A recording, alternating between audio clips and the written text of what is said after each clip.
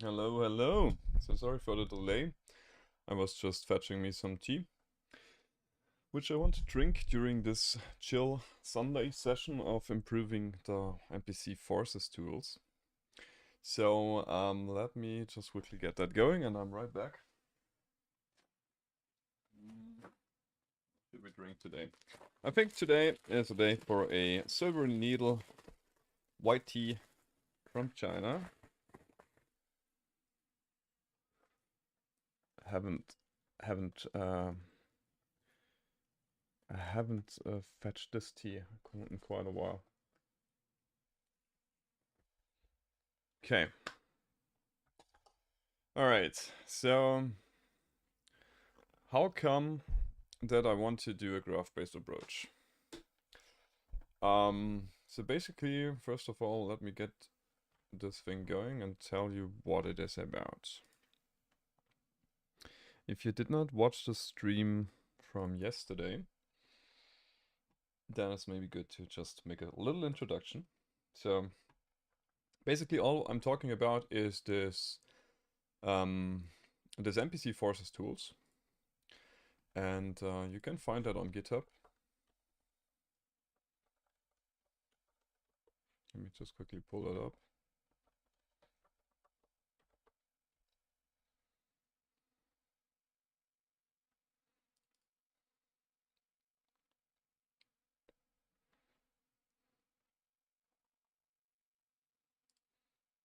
So this is this one, right?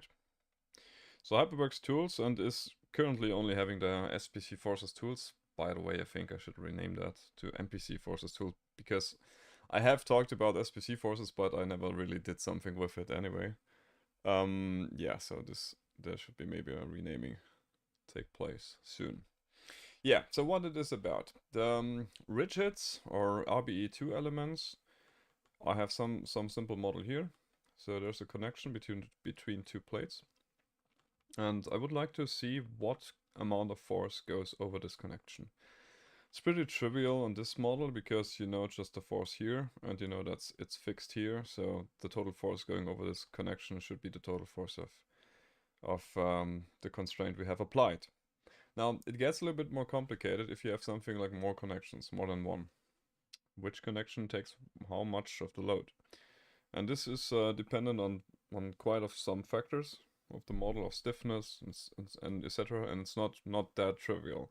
So there would be a benefit if you had a tool which outputs something like this. And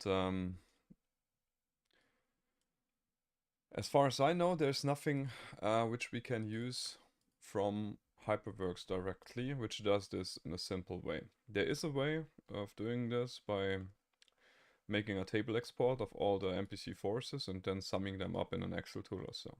Which is okay for some or few connections, but it's definitely not good to do it with, yeah, lots of connections, right? So if you have 100 screws modeled this way, you would not like to do it this way manually. So for each connection, you would have to do two times, either you could create sets or you have to do two times the selection of the nodes. And then you would have to make a table export, and then you would have to do a summation. Alex, welcome back. Yeah, good morning. Yeah, enjoy your breakfast. It's it's just a chill stream today, but yeah. So if it's okay early in the morning for you, then for me it's okay. And also another chat here. Good morning, sir. Please make fixed timing for Indian students. I'm also complete with masters and mechanical engineering, watching records video. Yeah, so about timings.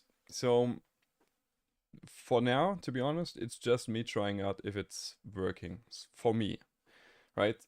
I became a dad recently in May, so time is limited very much, and I have a full-time 100% job of which I have to do.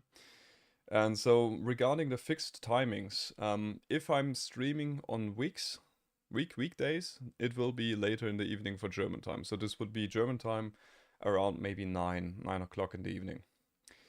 And on weekends, it's a little bit more flexible because it depends on what we are doing as a family. And if it's that I'm having the day off, then, for example, then I can do also streaming. So on weekends, it's a little bit more flexible. But I would say 80% of the time you will catch me in the evenings at 9 to 11 p.m. German time. So this I would say would be that. But all the streams are recorded, and I'm doing a summary at the end, and I should be a little bit more disciplined with that, and put that as a comment in the stream. So if you just want to get the very gist of it, so you can just jump to this timestamp and see what we did there. So it's not that you have to do it completely or watch it completely, because as it is, with the development here, sometimes we are making progress and then it's all for nothing because we have maybe a new option. So I would say it's good if you want to just join in and yeah, see if you can learn something. And I hope that there's value in it all the time. But if you want to have a little bit more dedicated things to do, you could also propose some things we could do, and then I will try to see if it fits. And yeah, then definitely let you know when I'm doing those kind of things. By the way, what time is it in India? It's pretty it should be midday, right? Yeah, 1 p.m. Yeah, thanks Alex for the best wishes. Yeah, so far all good. All right. Now, topic of today. I just had a quick chat with ChatGPT about my approach to things, and ChatGPT proposed something which is quite interesting and maybe gets us a lot of benefits in our approach here. Basically, the idea is to use a graph-based approach. Graphs are particular interesting kind of things, and they offer some benefits in certain scenarios for certain applications. And just think about what is a graph. And now I'm messing up the terminology 100% because there's different terminology. I think mathematicians would say that a graph consists of vertices and edges, and not on nodes and links. So that would be the same thing more or less. But vertices are like points, right? And those points are connected via edges. And the edges can be weighted, can be directional, can be non-directional, bidirectional, and stuff like that. There's many subtypes of classes, and they're being used tremendously in software.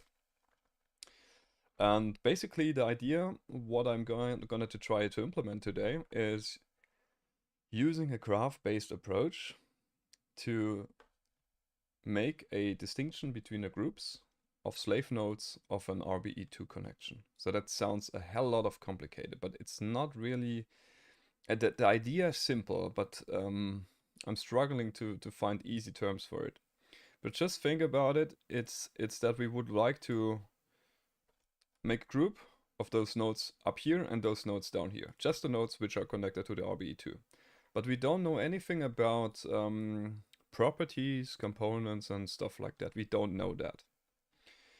So we have to make use of getting connected groups. And the way it's currently implemented is the following. You start with one node here. And then you get the element which is it connected to. So one element would be. And then you're growing. That means you're adding the neighbors to a list. So you're getting all the blue elements.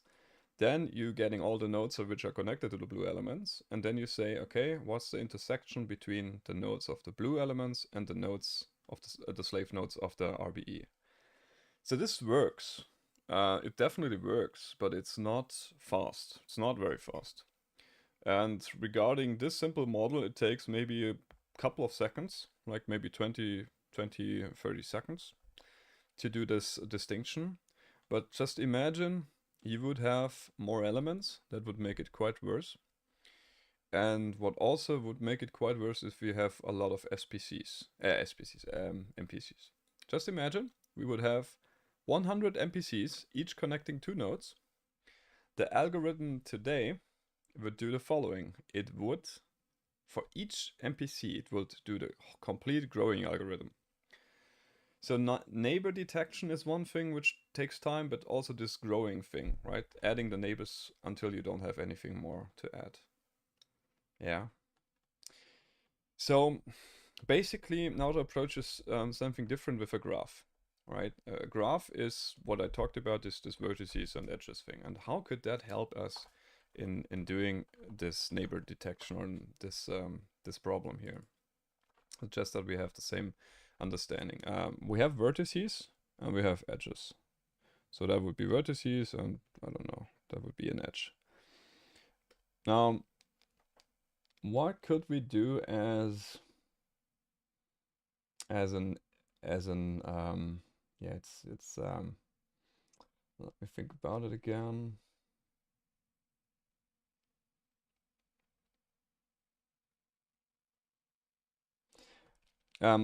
Let's say this would be an element. In this case, let's say this element then connects different nodes together. Does that make sense? Or is it the other way around? Not sure 100%. The problem is, let's not think about elements. Let's not think about elements. That's maybe a wrong assumption here to do it like this. Let's talk about nodes. Yeah, we have a node 1, node 2. We have maybe a node 3 and a node 4. Now let's say this is one element, right? And then we have maybe this sort of thing for node 5 and 6. So this would be 2 elements. So what I'm representing here in a structure would be that, right? So you have 2 elements. Now which nodes should get connected?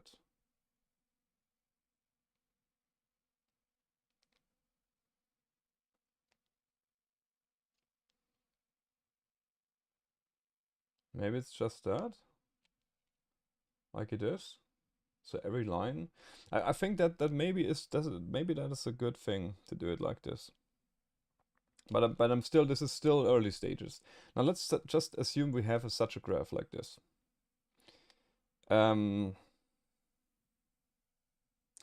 or less, this is actually the same thing which we are showing in HyperMesh directly. So I think the data structure is valid. Just that the links are not elements. The links are connections between nodes, right? Now, let's assume we have now the following. This would be then an RBE. Yeah, this is an NPC. And it's connected to those 2 nodes. And our graph is the black and orange thing. If we now do the following, if we now do a subgraph, which consists only the slave nodes of it, yeah, and to make it a little bit more realistic, let's say this has another thing with nodes. I'm not writing numbers here, but just that we have something.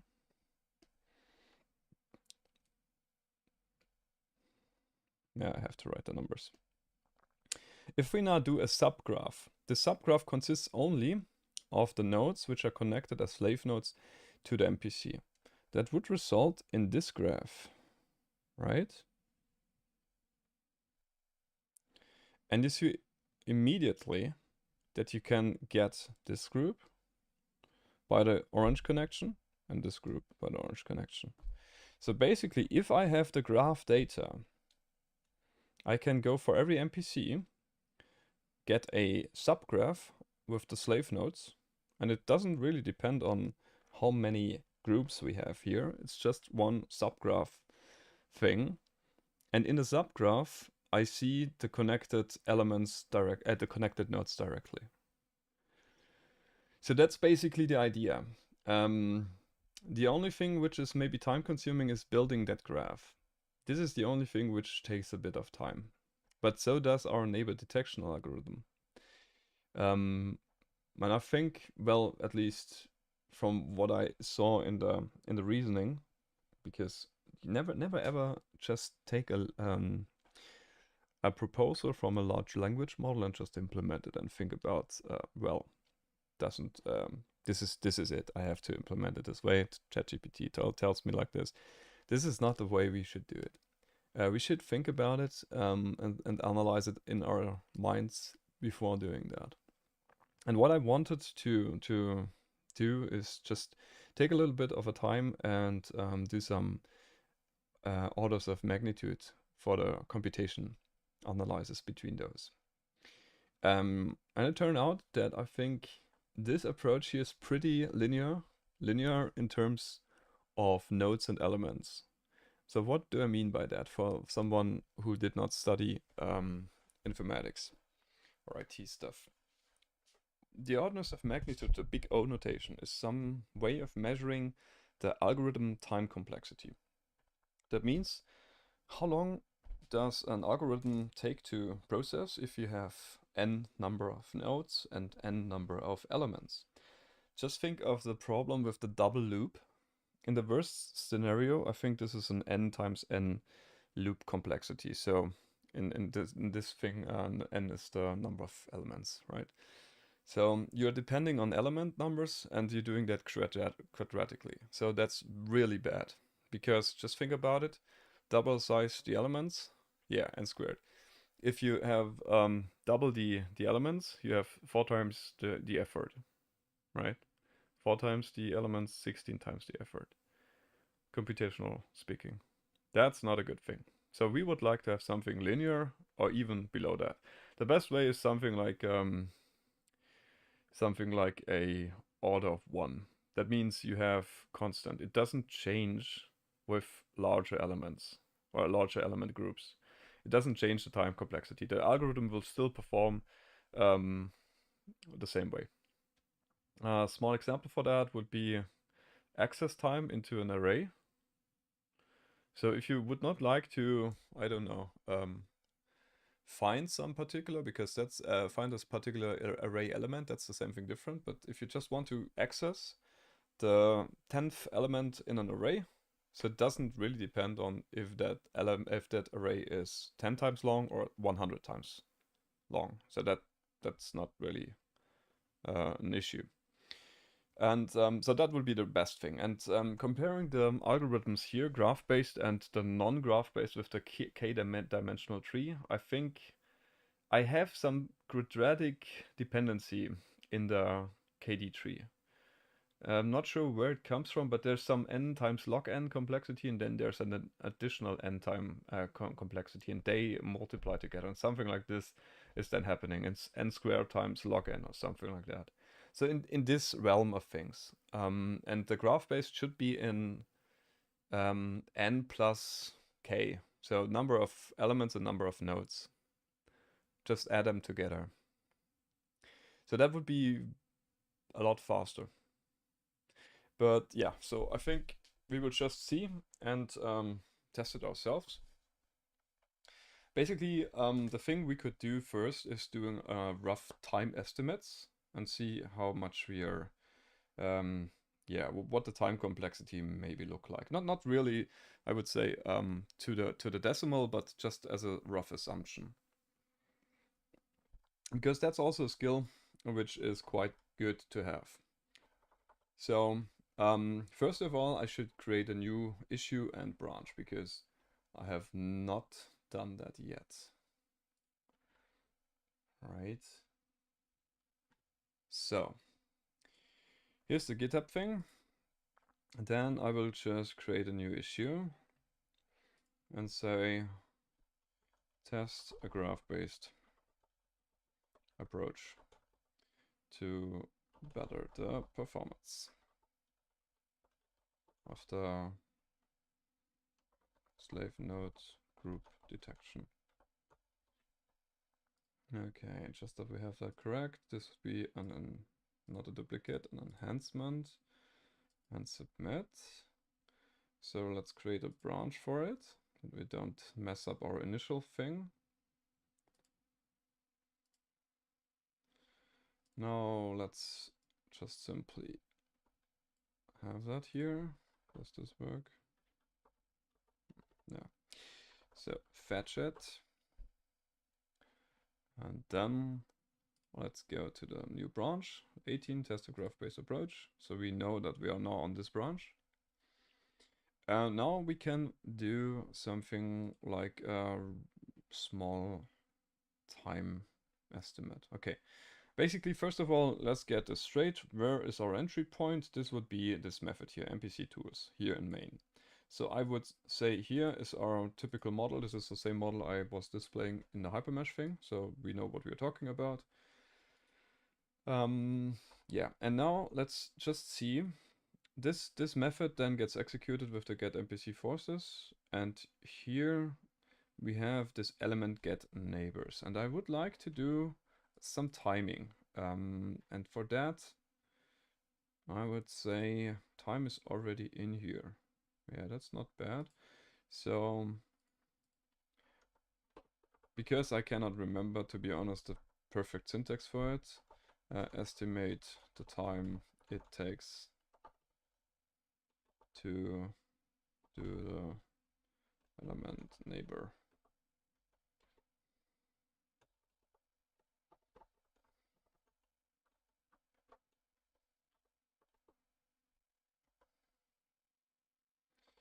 Okay, so this would be the time to get neighbors. This is one thing. And then we also want to have something here. So maybe we can also make a little flag that this is debug and not really needed for the code later on.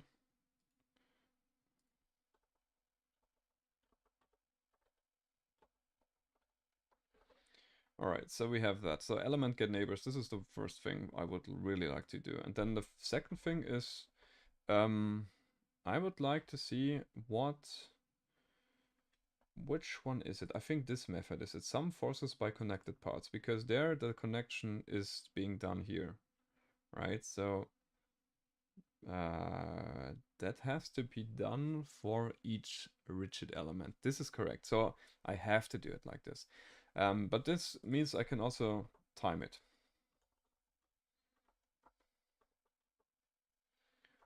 So time to some forces for RBE, and then maybe some.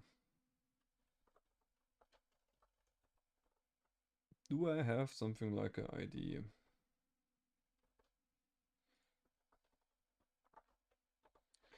Something like this. This is another debug thing. That's correct. So rigid element. Does the rigid element have an ID? Rigid element ID. Yeah, okay. So I can say I want element ID here. All right. Let's run that and see what do we have here. Let's clear the console and run it with F5. It should work because we set our VS Code starting JSON correctly. And yeah, let's see. So it took the time to get neighbors is not really that much. 1.5 seconds. So you see the KD tree working on that one. Basically, that's pretty good. But you see, it takes a lot of time to do this growing thing. Time to sum up forces for one element, yeah, 17 seconds. Now we could do that for another thing and see how it relates to it. But I'm not doing that because I already know that it's bad. But if you would like to do something like this, you know how. So with the timing, you can get the seconds, and now you would have to change or adapt one parameter, like the number of elements, for example. Or also you could change the number of NPCs here. Basically, wait a second, we can do this shortly because that's really easy. I have a rigid 2 model, same number of elements, but different number of rigids. And so I will just do the same thing again, and we can compare then the times. My assumption would be that it takes 17 seconds, or roughly 17 seconds for each of the RBE elements. Why? Because it's doing the same thing. It's growing the elements and the nodes until there's no more things to be added for each of the elements. Yeah. Just imagine if I have multiple of the MPC connections here. For each one, I would try to get all the elements, and this getting all the blue elements, this is what takes so long. Maybe also we can improve that, right? But you see, again, 17 seconds for the second one, right? This is more or less the same, because it's doing more or less the same. Not 100%, but it's doing almost the same. Maybe that's also a thing we could improve. Because basically what I'm trying to do is just get the times down to a reasonable value. Alright. Alright, so this is what I have been trying. So 17 seconds, it's not good. 17 seconds is not good. I had this idea, I think, at the end of the last stream to do something like just sweep through all the elements once and see that you get all the elements connected to one RBE or two RBEs in general, and then add a bunch of times all the neighbors to it, and then see the connections. But I think this is not a good idea. Basically, for one RBE, this would work fine, and we would not have to do the growing thing all over. But for multiple elements, it would not work very well. But just think you have an RBE element like here, and then if you're adding the elements to it, suddenly those are connected and all together. I'm not sure if that would work, or if we could have a workaround for it. But that's off the chart for now. So for now, I'm trying to implement this as a graph-based approach. Let's see. So first of all, we need a graph library. The graph library would be something like networks. So you can do something like this: poetry at networks with kx.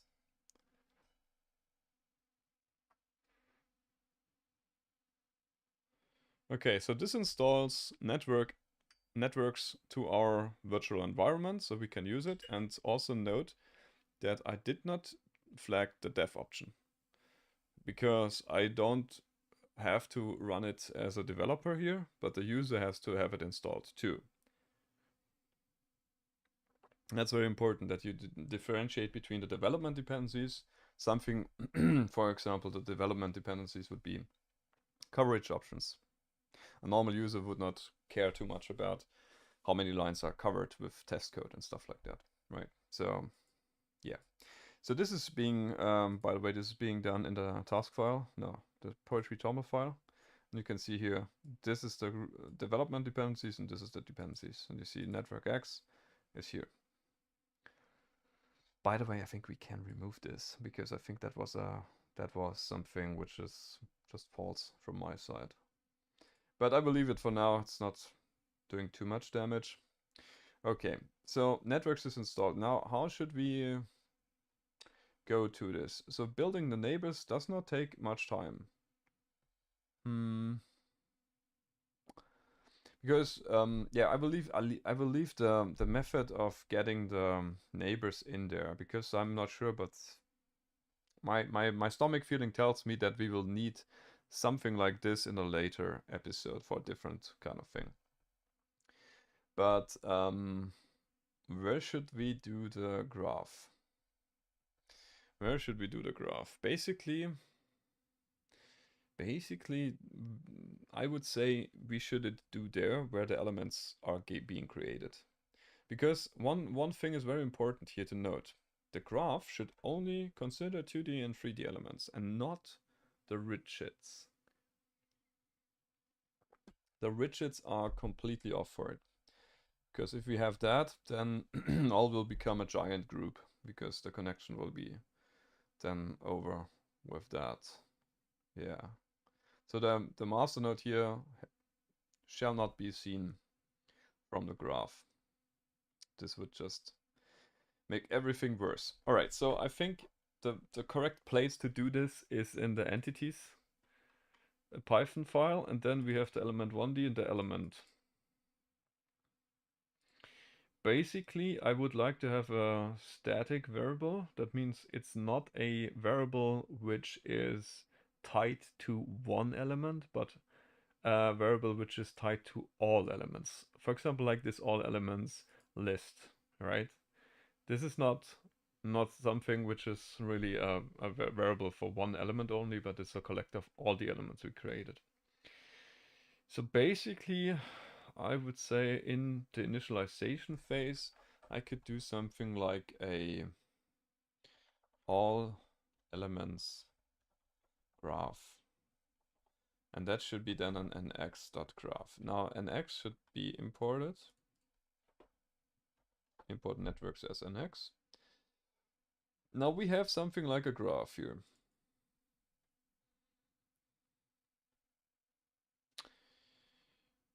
Now we have this graph.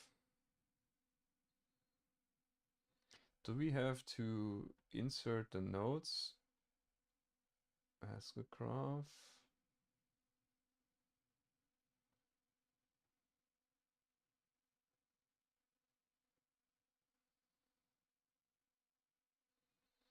Let's see. That's shooting from the hip right now. So this graph, let's say, whenever I create something like here, I would do something like an add edge.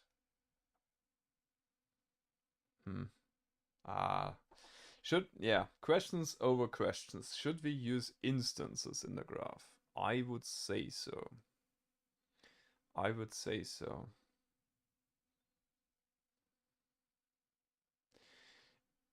Yes, we should do that. Okay, so for each, yeah, let's do that separate. I don't want to mess it up, and nodes is small, so we can do that. For nodes in nodes.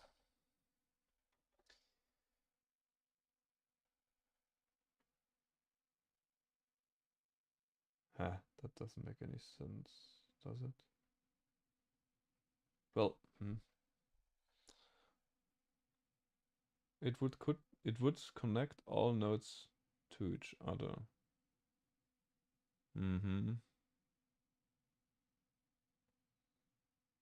But wait a second. Yeah, I mean it's not bad. It's not bad, but let me quickly explain why I'm not 100% sure if that's correct. Okay. So what we have done here now, I think, I hope that I don't have to input the nodes by themselves. So just imagine I have again the nodes. This is one element. Those are the nodes. Now I said for each node in nodes and again for each node in nodes. If the node IDs are not the same, so that means if I'm not having the same node twice, I connect the nodes with an edge. So this. Now another element comes along. It has the same nodes 2 times, and 2 times it has something different. Right? Now again, I would do this. That's all clear, but now what's happening to here? Do we have now twice the edges? I don't know. We could do something like check if the edge exists.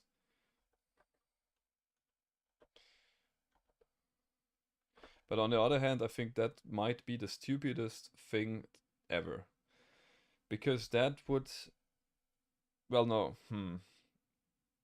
the graph, the time complexity of this line is what's confusing me. If not element, all elements graph has edge. So it goes into the graph and asks if 2 nodes have an edge. 2 vertices, I should say. Yeah, I think this is reasonable. That should be constant time. That should be constant time. Okay.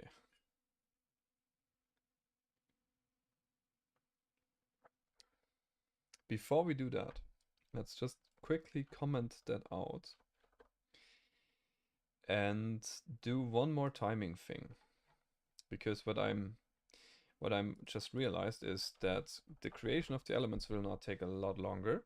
Well, a lot longer. I'm not sure how long it will take to create a graph, but just that we have something. I think this build node to property is what doing the elements, right? Yes. Okay. So we have some debug statements here.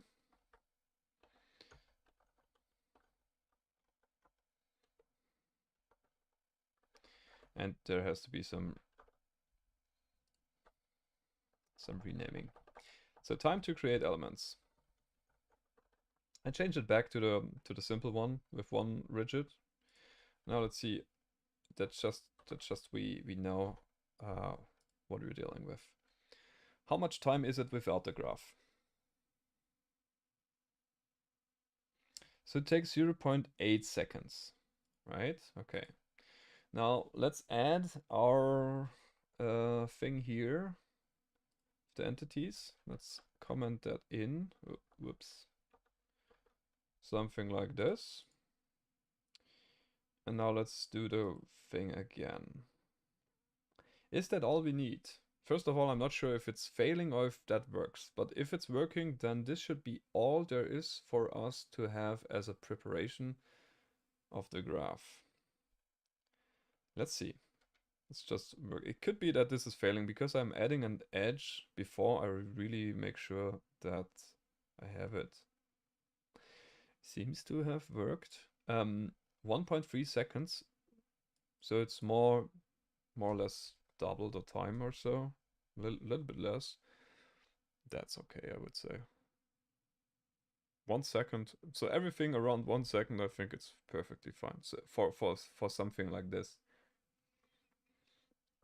But I'm not sure if this worked correctly.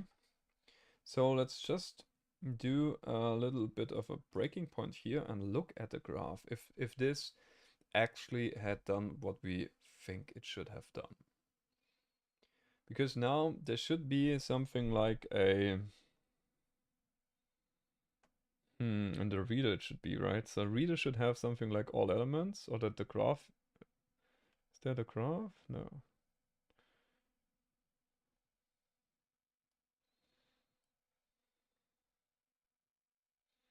Elements 3D. Do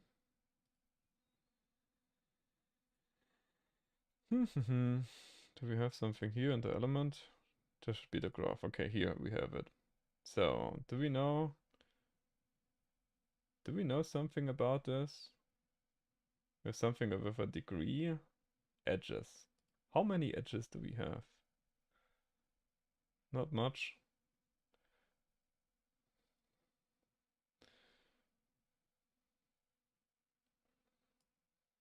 So we have a few. Yeah, we have a few. Would like to have the length dictionary, but yeah, because it's dictionary and dictionaries and dictionaries, so it's not so easy to get that. Can we print that maybe? Can we print that?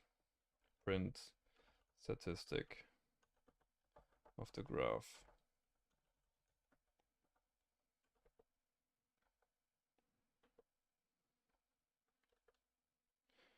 Yeah, does this work?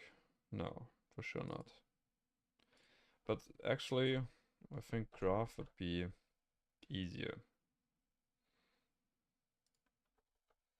Let's make it easier. Because basically it's also wrong to call it all elements graph. There's no elements in there. Okay, something like this should work. Then let's run it and see about it. So Alex, if I understood you, try to plot the nodes and elements. You plot all the nodes with coordinates, then run for each element. It will have the nodes in a particular order. Connect edges based on that order of node. Ah, that's a good point. Yeah, right. That's a good point. Totally forgot about that. Because that's also element dependent. I will just push that in a minute. That's a good remark.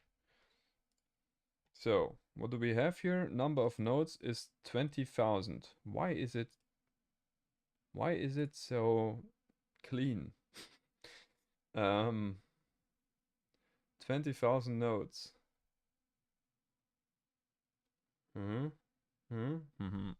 Let's see. Maybe it really is that way, but that should resemble to all the nodes or not. Yeah, exactly. Wow. Okay.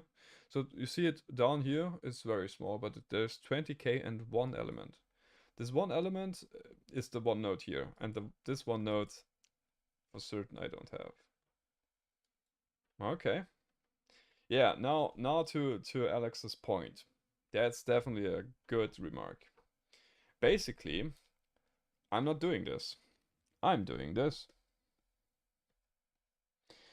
because I connected every node to every other node. And that is not good.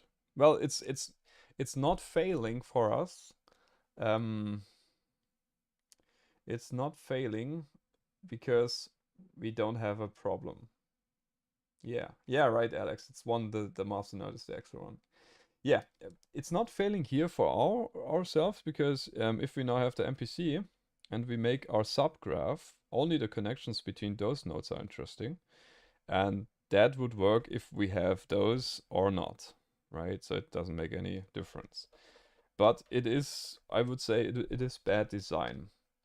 Now, to have that correct, I think it's fair to assume that it is in ordered direction. So we could do it differently. We could do it differently. But we might have to check about the second order elements. I'm not 100% sure how second order elements are treated. And also for hex elements. To be honest, maybe I will just leave it like it is for now. Just think about it, the order of nodes in a hex element. Let's just say you have a hex element like this.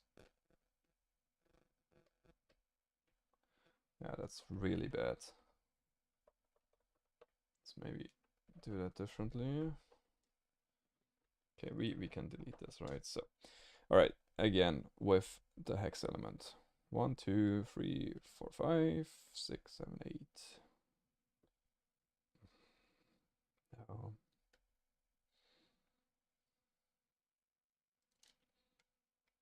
There's not working. That's not working. Good.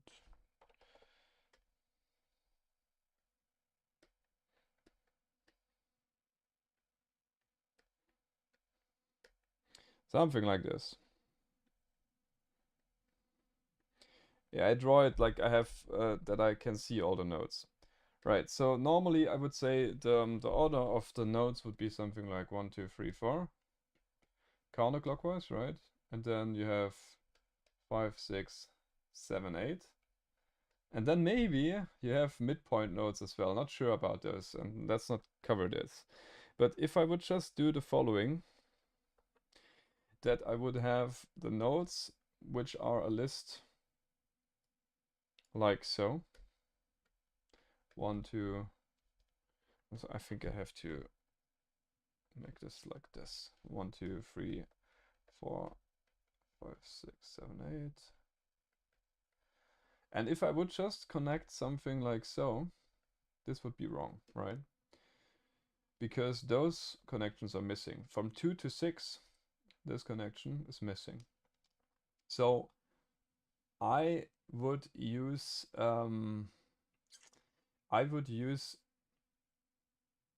I would have to do following. I would have to do an implementation based on the element keyword. So to treat a hex element differently than a quad element. And I'm not ready to do this right now. Maybe later because some other use cases, then maybe there's sense to doing that like this. For now, I think I will just connect every node with every other node. Yeah, but let's make a note here. Let's make a note that I don't forget about, just because that's a good remark. Graph. Careful. Careless implementation. Careless implementation regarding nodes.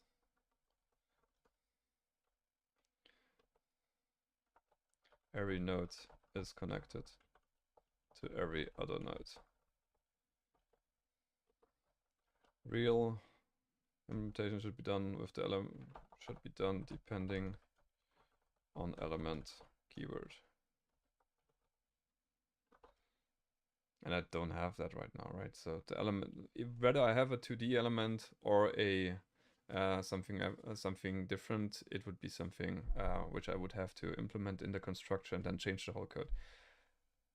Snowchild, thanks for the donation. Yeah, so this is it. All right, so I have a note here, and maybe flag that also with a to-do. So for future releases, I think I can make something here. Yeah, all right. So now we have the following. We have every node connected to every other node, and that's a good thing, right? We have that, we have that, that, that, and also those kind of things. Yeah, we all. Yeah, it's pretty. But actually, we really don't care if we have some overcoupled nodes. It just makes computation a little bit worse. But other than that, I would say it's okay, it's fine. And since it's not that much of a... We don't have elements with a huge number of nodes, so I think it's still fine. So runtimes are pretty good. So one second. Now the question comes into mind how we do the calculation of the forces, or rather to get the slave nodes. That will be interesting. Okay, let's see.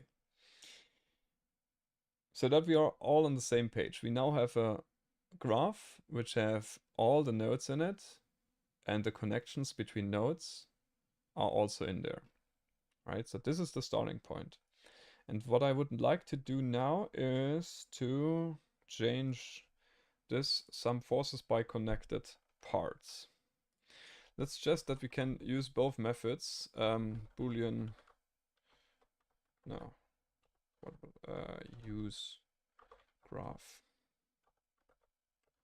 bool. Oh, is it returning something? Yeah, it's returning something. It returns a dict. Did not do that in a type hint. It's not so good. And yeah, let's make that required. Okay, so I can use graph. Normally I would say this could maybe also be a separate method, right? So this part to nodes IDs, that should be a separate method. Get part ID to nodes. Yeah. Is this all what I would need for it? So basically it should do this thing, right? So let's just make that a new method. No. Something like this. Now, does this work? This is a new dict, right?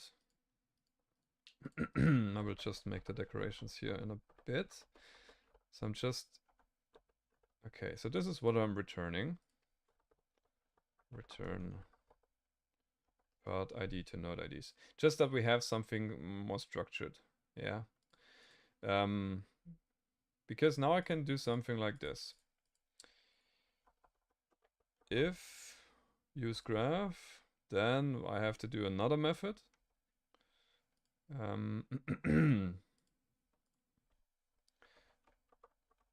So that's not there. Else I have something like this. So this is not working because the self is not there.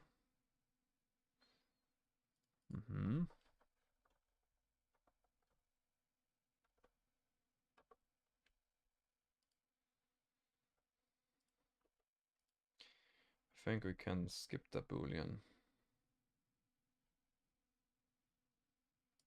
Get part ID to force. No, that's not correct. Should be that. Huh? This method is not there, right? Okay, so this and this. And here there should be a graph. And this I still have to do, right? So there should be then this with graph in it. Okay, this has to be checked, so I will comment that out. Sorry, it's a little bit messy right now, but I will explain it in a bit. So this was the old code.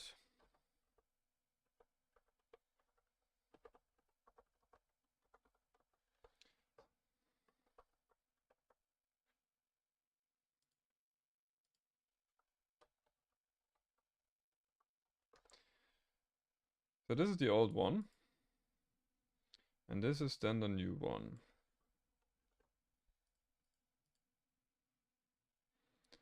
Okay, and I still have to change this a little bit because this has to be known that I can fill it. Okay, so I'm ready now to do this. This should be it. Okay. So basically what I'm trying to do here, the sum forces by connected parts has been changed now to have a method here. Depending whether I have the use graph, I will go in here, and that's still to be done.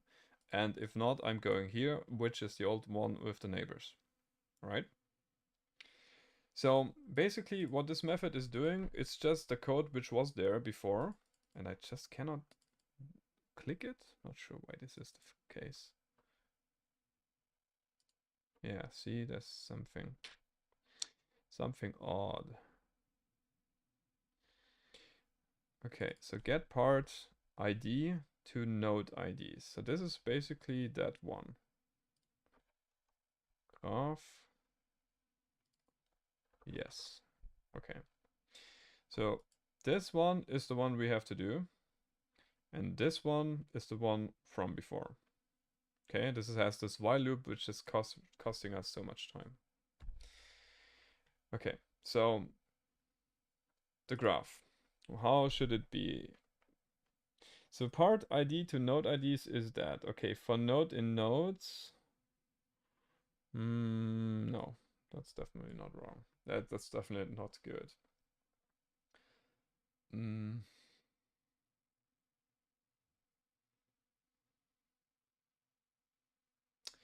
How should we do that? So first of all, let's get the graph. Yeah, so we have to import the element.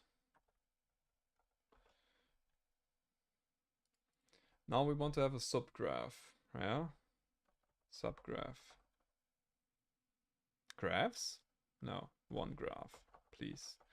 So this should be then the subgraph of it, and now there should be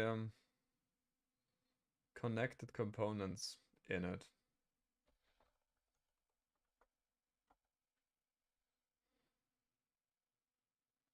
Yeah, something like this.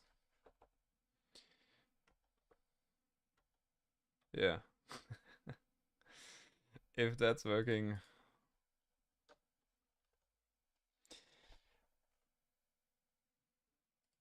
For I, yeah, it starts with 1. Yeah. Basically, that should be it. Okay, let's explain that one more time. So we have this get part ID to node IDs. What this is doing is, if we have the MPC again, like here is the master node in the middle, and we have a group here and a group here. And then we have our graph like so, and there's another nodes here, and those are all connected like so. Right? And we have the same thing here.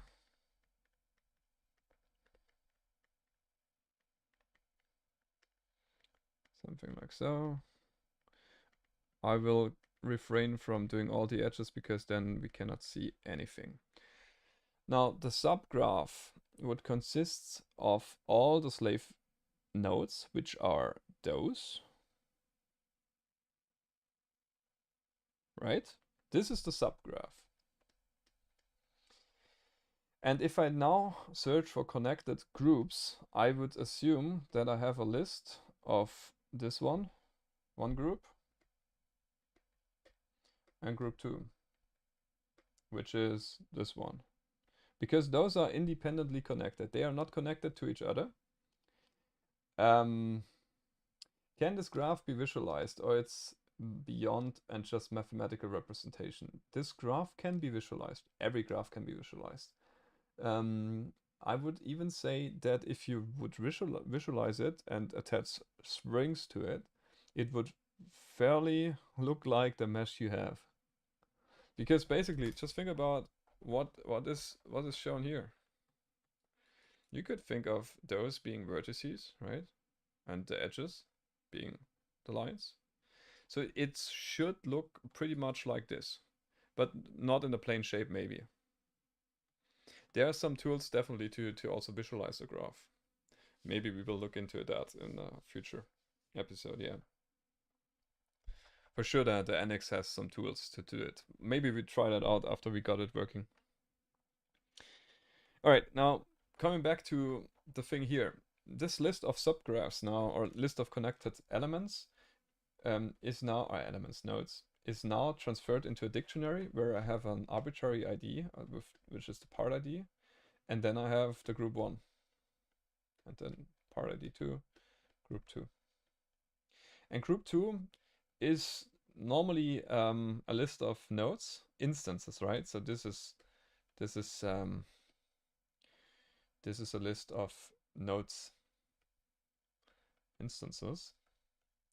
And this transferring here, it will get to be node IDs. So the list here is IDs, ID1, ID2. Because that's how we set up what the return value should be. If you look at, it's part ID to node IDs and not nodes. Maybe we can also change that in the future, I'm not sure. But right now, this is to have the compatibility between the methods here and the master method here. Because this thinks of that having IDs, right? Okay, should we run it? Now let's see.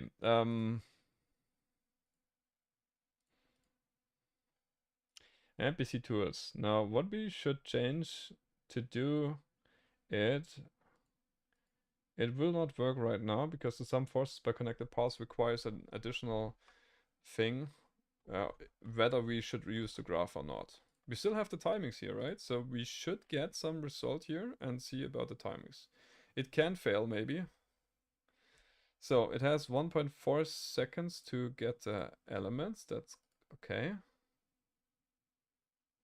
Okay. Graph object has no attribute connected components.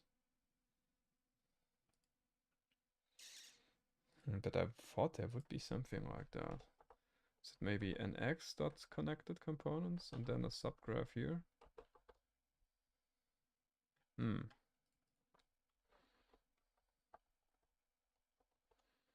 Maybe like this.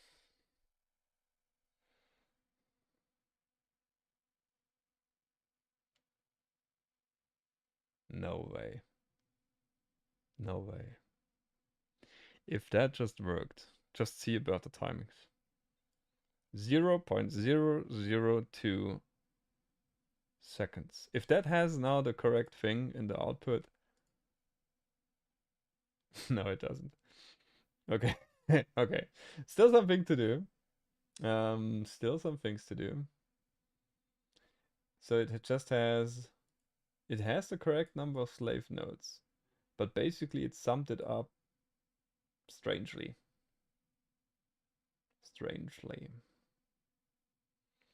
Now we have to go into the debugging of that thing. Maybe now comes the time where we should do something about visualization of it. Right? It could be a good thing to get the subgraph as a visualization. So where is that? This is the graph method, the subgraph. I would like to visualize it. Yeah, and this nodes, this should be the slave nodes, right? Just let's make that clear. I don't like that. Slave nodes.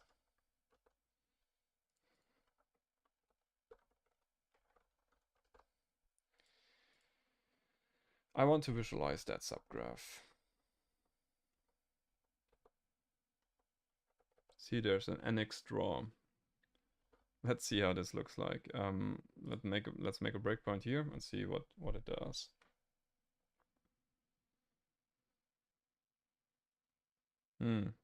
Oh, we now need matplotlib. Okay, that's a fair requirement. Poetry add matplotlib.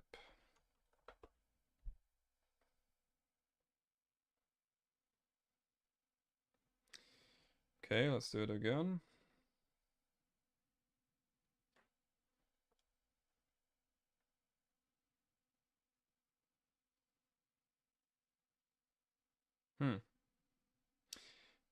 Is it just me or not sure? The NX draw did not do anything. Did it maybe put out an image? No, I don't see something.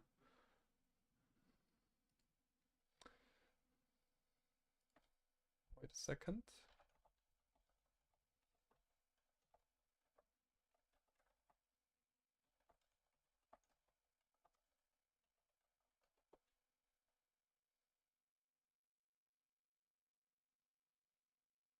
Maybe I just have to.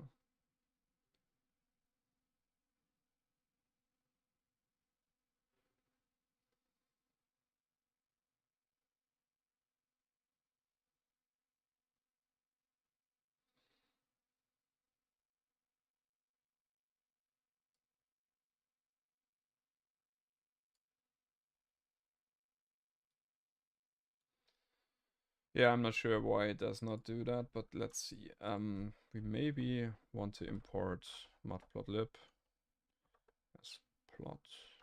Yeah. And then maybe let's do a figure before the drawing.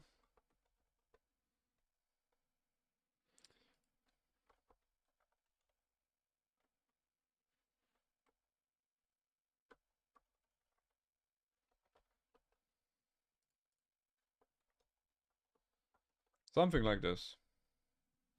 Should we here give something of the plot as an input?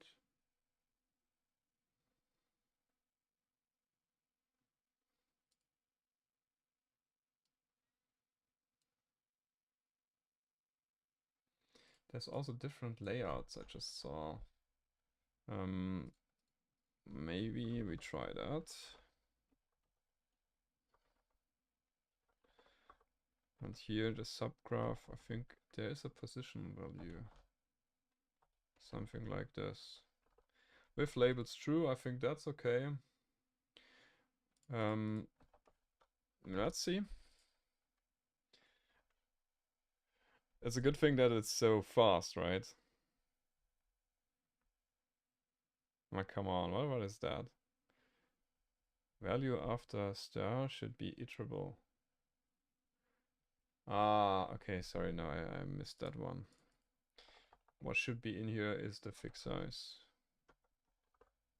Yeah, I don't know if we really have to give that away, but yeah. Let's see. Let's see and adapt and drink some tea.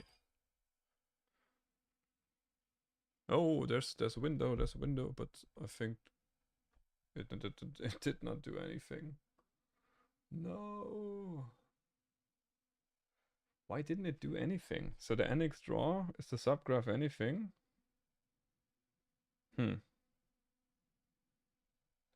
Wait a second. I have now this figure. What am I supposed to do with that? I close it, and that just makes it worse. Is the subgraph anything? Yes. So what did I do wrong? The plot.figure.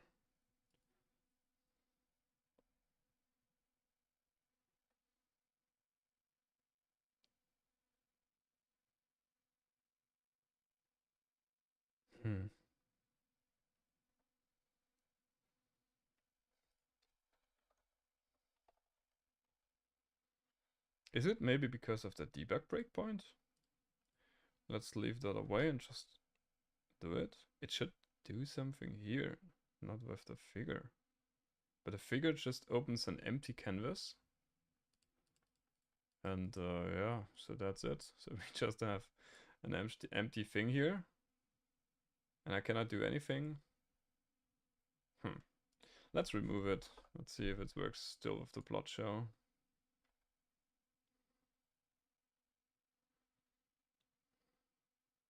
That's some stupid beginner mistake, 100%. So now the plot show just shows also an empty figure. Or maybe this is still the same thing. Let's try with GitHub Copilot.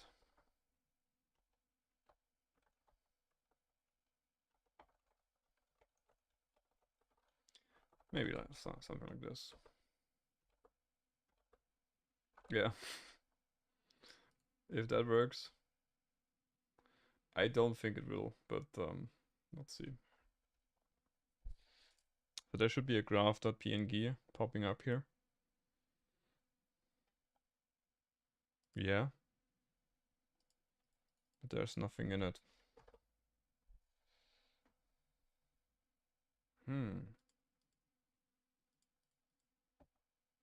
Let's see this method.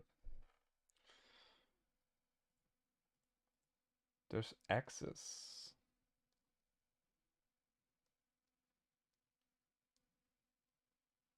Huh.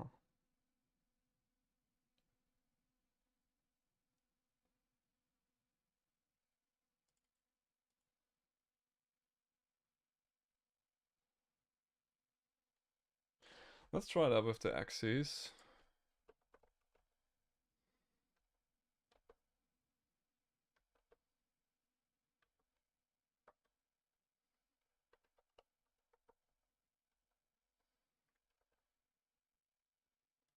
Hey, I should be able to do an axis. Something like this.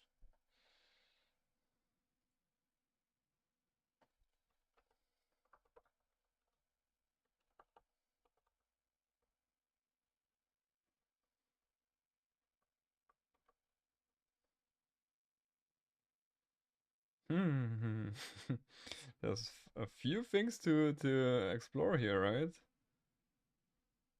What the hell is this? Okay. All right. Yeah, let's try that again. But now I'm not... Yeah, let's try this. Oh, it's a pity. It's a pity that it's not working correctly. Because if it would work, like if we could explore it also in 3D. Yeah, see, there's nothing in there. Why is that?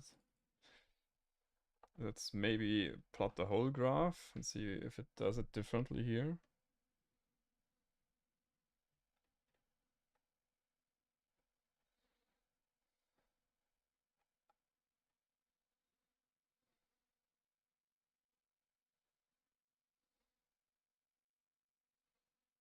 Oh, it takes a lot longer, right?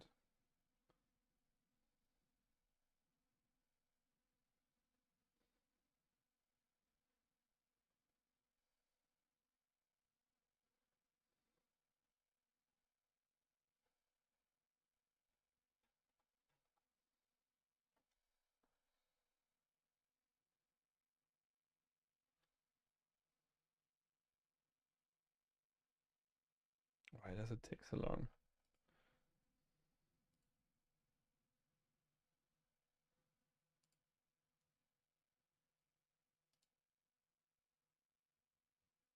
Oh yeah, maybe we should do that.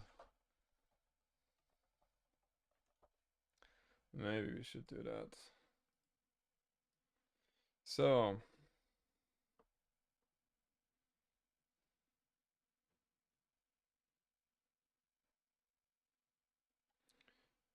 I mean, that's not really drawing, yeah. What we would like to do is something like, I would like to have something with a 3D layout or so.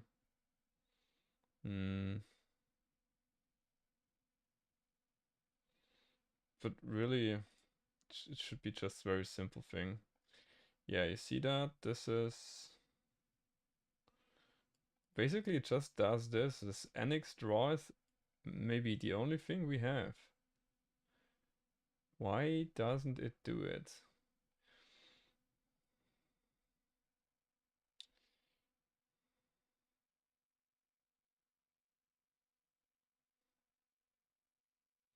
So this is the clustering thing, and then this is the drawing thing, and then we have the plot tight layout and plot show, right? So it should work, to be honest. So, well, right, this should work. But now, I mean, the graph, the complete graph is a little bit too much to do. The subgraph should work. Subgraph, then we have the axis. I'm not sure if that's really necessary, normally not. Then let's just see if we have additional information here. I have something from the ChatGPT with different things here. Then we maybe just can add those parameters here as well and see if that works. So node color, edge color, node size. Maybe they are just too small. Font size 12, font color black.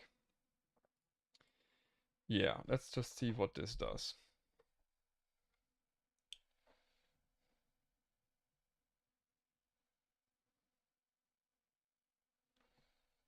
No, there's just nothing in there. It's nothing. So we have X and Y's.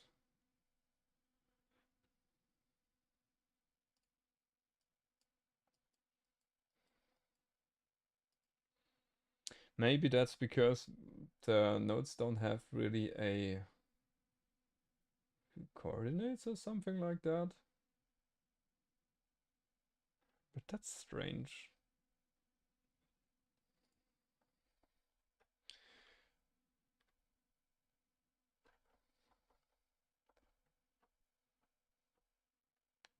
Let's just see if I can Google that quickly.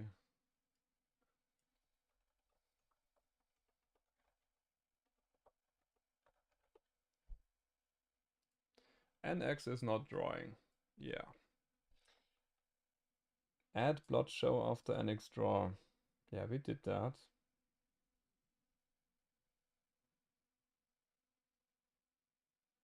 Let's try maybe something real simple, right? Think that we don't get messed up here. How could I do that? Let's just do something here and instead do something like this.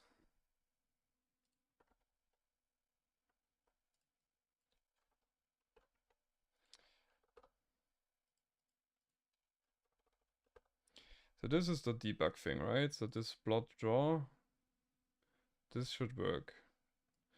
And we just leave that away and do a plot draw. Maybe plot draw is what we should do instead of plot show. Let's see if this works. This did not do anything. What?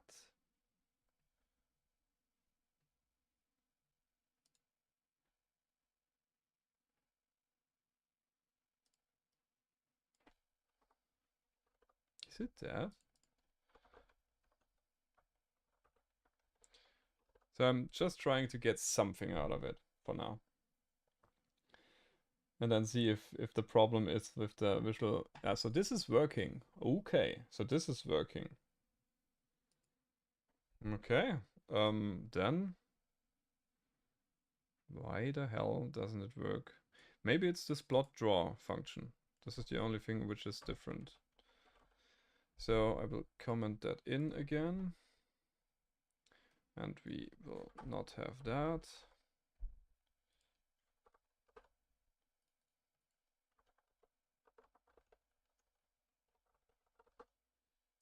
Yeah, let's see.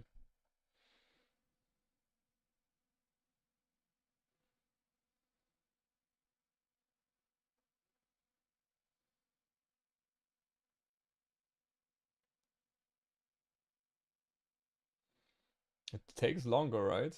So that's a good thing. I mean, the subgraph should not be too big, honestly. Not sure why it takes so long.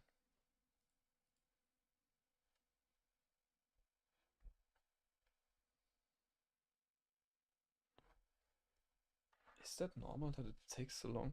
Well, the number of nodes and number of elements, let's print them first.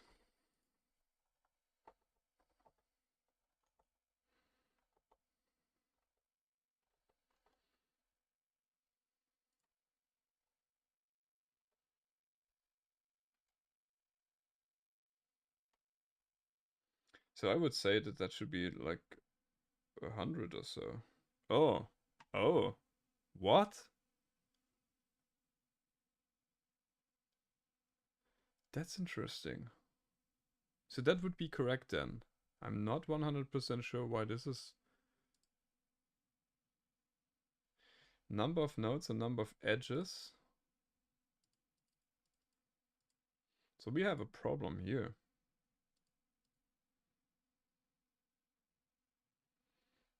The slave nodes should be a list of... That should be a list of... Yeah, the data stored in there is implementation dependent of the NX. So I think, but it should be dictionaries in dictionaries. So slave nodes, there's a node object, right? Different node objects. Maybe I have to drop that. I'm not sure. So the graph. Ah, see? It does IDs.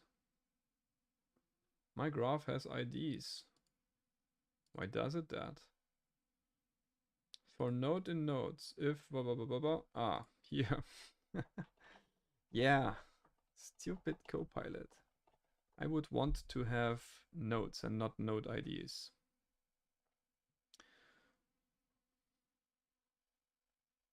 Now we should have something like a subgraph which is not... So those are nodes, and the subgraph should also... the graph should also have nodes. Yeah. Makes it maybe a little bit harder for the data structure, but time to create was better. So 1.2 seconds is still okay. Now let's see if we have something.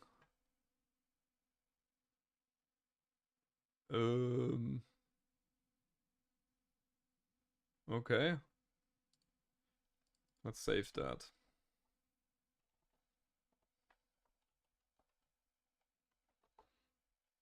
That was too fast. So it popped up and then it was gone. Oh, we have something, but well, yeah, I cannot really make sense of it. Maybe we have to add something like yeah, it's beautiful, but it's not that much useful here. I could give the labels, I think. What should be the labels? Yeah. Can I now do the NX draw? Let's do that one. Yeah. Yes. Yes. Let's do it again.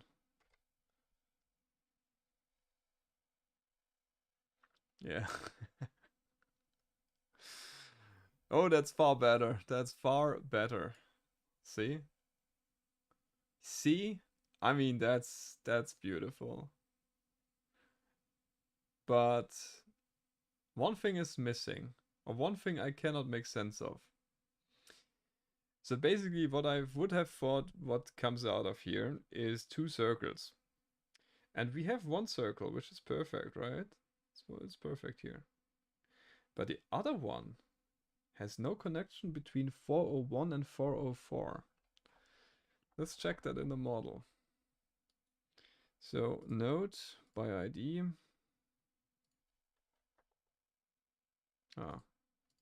By ID 401. This is this one. Oh, yeah, correct. We adapted that. See? It's even working for that one correctly. Man, I cannot believe it. I cannot believe it. I mean, we went now down from 17 seconds of computation time for getting the two groups of our RBE to 0.02 seconds or so, right? Okay, so let's do that. I mean, that's debug, but I will leave that in here because that's pretty interesting, right? Um, and we will explore that further 100%. This is also the debug thing here.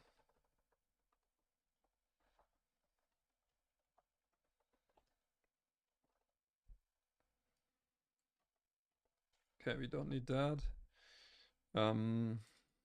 Yeah, I mean, now let's see.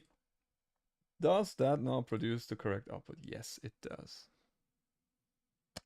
Wow. Wow. I think that's pretty awesome. I think that's pretty awesome. Let's test it with the 3 RBEs. And then I think we can do the testing and stuff and upload it.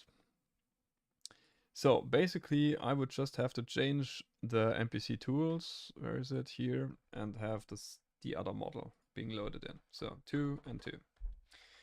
Run it and see what times we're getting.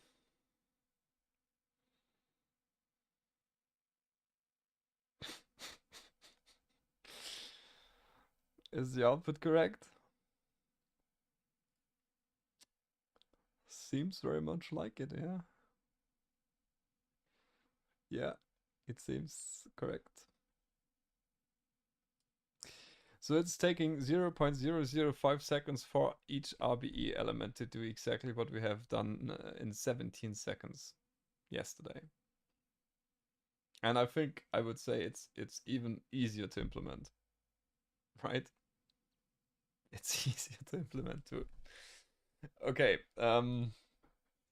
yeah, I mean, not bad, hey? Then I would say we now clean up this mess of the timings and stuff like that. I mean, it's easy to do that again on a later point. So this is this. Then we don't need the statistic of this. Then we don't need that. Even we don't need that anymore. Let's see if it still works. Oh, sorry.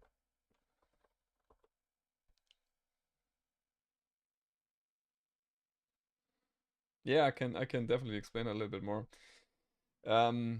Yeah, but now can you see why the world or IT is obsessed with graphs? They allow you to do some pretty decent stuff. Yeah, I will do that in a bit. Wait a second, I will just finish here the debug things. Start time can be removed. Okay, now we just have to debug out, and I think that's correct. Then let's just do the task linting. I think then I have to do the formatting, right? No? Good. Then we have some input errors. We don't need the matplotlib anymore. And we have something else here, the element. What? Imported but not used. Okay, let's skip that. Yeah. I will talk that in a bit. Yeah, come on, what the hell? So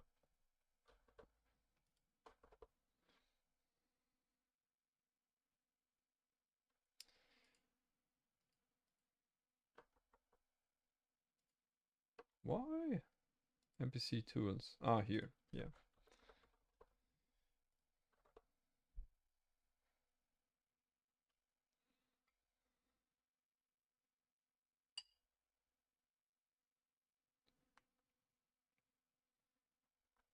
Okay, that works. Now the task test. Should not really be a problem. Yeah, okay. So I will commit that. This can be discarded and removed. So I would say that's all. Basic graph implementation.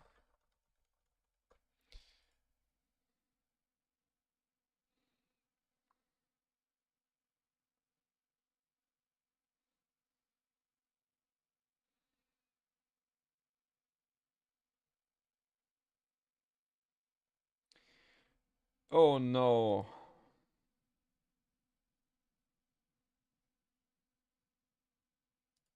Oh, what? My task linting worked, but the linting here said too many positional arguments for method call. I missed that. I must have missed that because it's the same thing. Yes, I missed that. What? Oh, yeah, that's not good. Is that we need, well, wait a second. Do we need the nodes here at all? So slave nodes. Yeah, I think it's a good thing to do that. Slave nodes. Slave nodes list. Right? Yeah. So, and the slave nodes. Yeah. Because remember where we had our problems with the nodes copy? Yeah, let's also kick that. Don't want to commit that if it's not needed. Yeah, I think this is far better now. So node stack. Well, wait a second, we can do a better version of it. Something like this. And now, where is this? Yeah. See again, I'm almost made that mistake twice. It's not needed here because we're not changing it, but just to be safe. It's better to do that. Okay, let's do the linting one more time.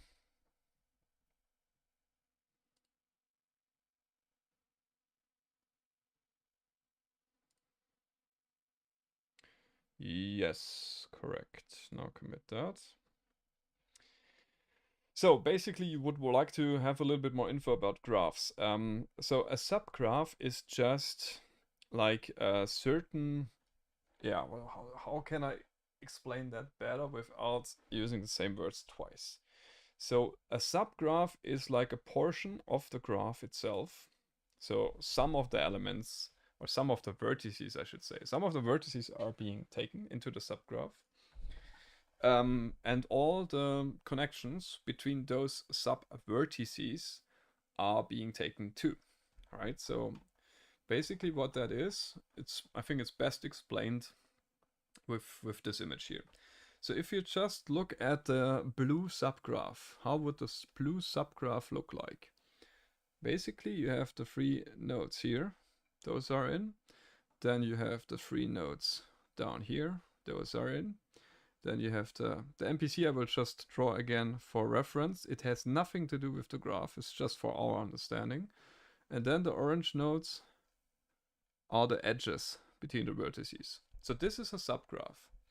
That means that I just have taken the blue, copy pasted that into a different image, right? So this is how you could think of a subgraph. You're taking a snapshot of the whole graph, then you're cutting something out and copy paste that into your subgraph. So this on the left side, this is our subgraph. And connected groups then just selects all the nodes which are connected to a group. And this is the 2 green boxes, right? Because those are connected with the edges. There's no connection between the upper group to the lower group. How this is done internally, I'm not 100% sure, but I think this is something like the growing approach. Very much, but the growing approach to be in a thing here. So you see the subgraph, what I'm talking about.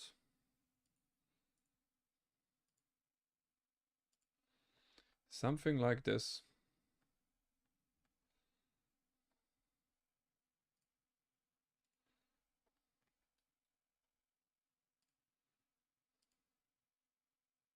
So, and don't forget the master node is not there. Right, so this is what we're having. The nodes in the middle, this is our subgraph. The complete graph is all the mesh you see. So all the orange, just imagine, all the nodes are being selected. That's the whole graph. And the vertices are the nodes, right? And the edges, that's the element connections. So, And basically now this just does the following. This is a subgraph, and in this subgraph it now looks for groups. And you have the upper group and you have the lower group. And that's basically all there is. How do I find this subgraph? Well, it's basically just all the slave nodes and then being separated into groups. That makes me think of if that was possible all the way along. Well, how was it possible to do it?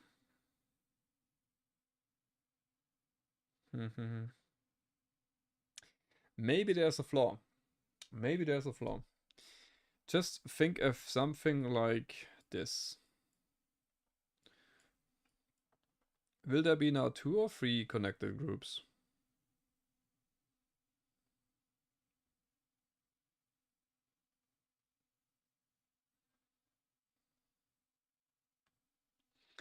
How are you defining the subgraph here in code to limit the slave nodes? Like understood, in the main graph, everything is connected to each other.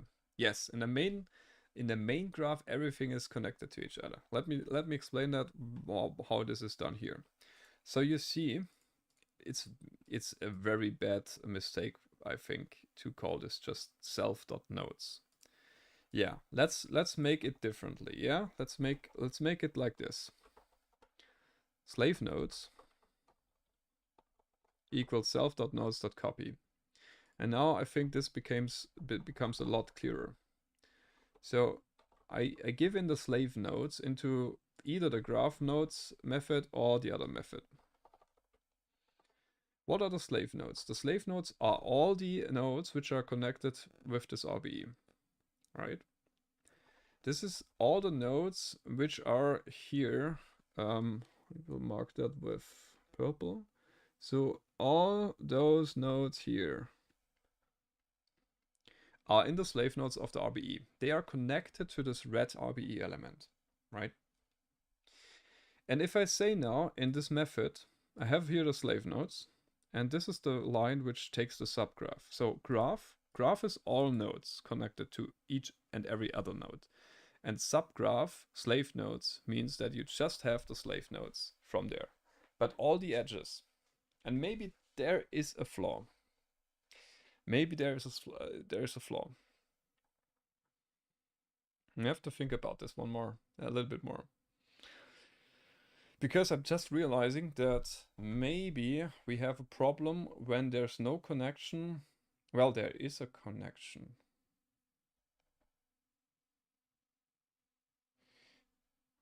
Well, you know what? We just tested. That's far better than just talking stuff. So this is the rigid model, right? And we can now make the following adjustments. I just do something like this. How would a subgraph look like? Because I think the connected groups will have the separations here too. Well, let's test it. Maybe I was too early in my joy. So that's rigid broken.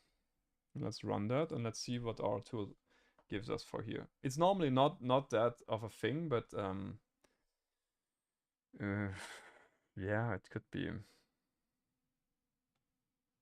I'm not sure if there is a link between this node and this node, because for the graph there is a connection, but for the subgraph there isn't. But maybe there's an option to consider something like this with NX. Now, let's see. As I run the tool, and now there should be... What did I run? No, I did not.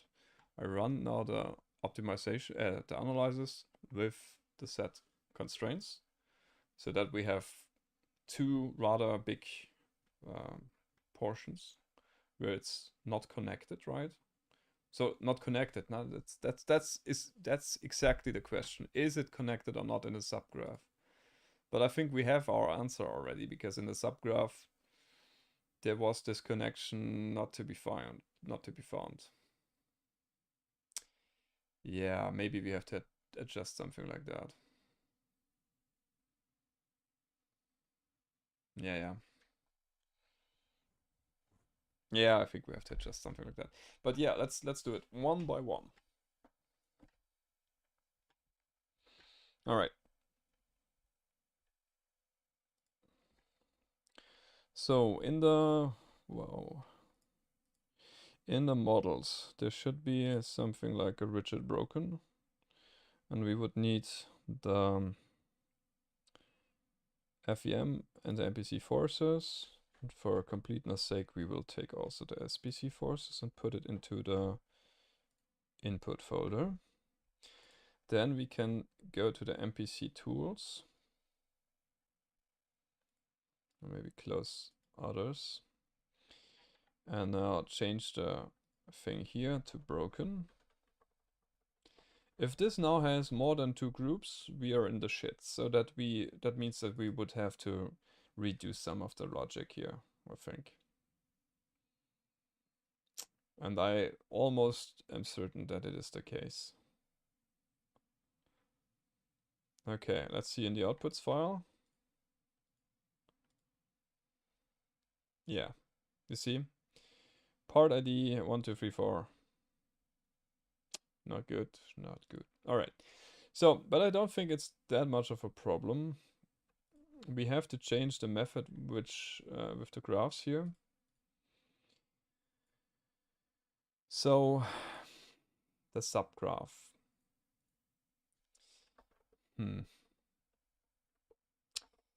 Let's try and give us some instructions for GitHub Copilot and see what it comes up with. Add links between vertices that are connected over multiple vertices in the graph.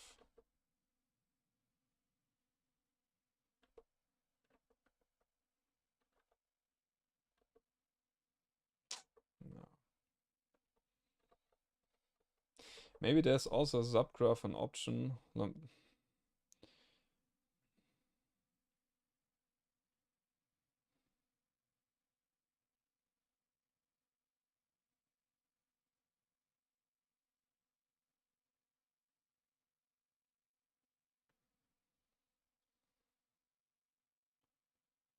Yes, Alex, correct. I know which the 92 slave nodes are. Because this is a property of the rigid of the MPC. The MPC has the node, self.nodes, and this is assigned at creation. And this is coming from the FEM file. And the FEM file just tells you which are the slave nodes. Can show that to you in the input with the broken thing. Now let's see where the element is. Here. See? Those are the slave nodes. And that's why I know them. It's just a matter of putting that into different groups, what this is doing.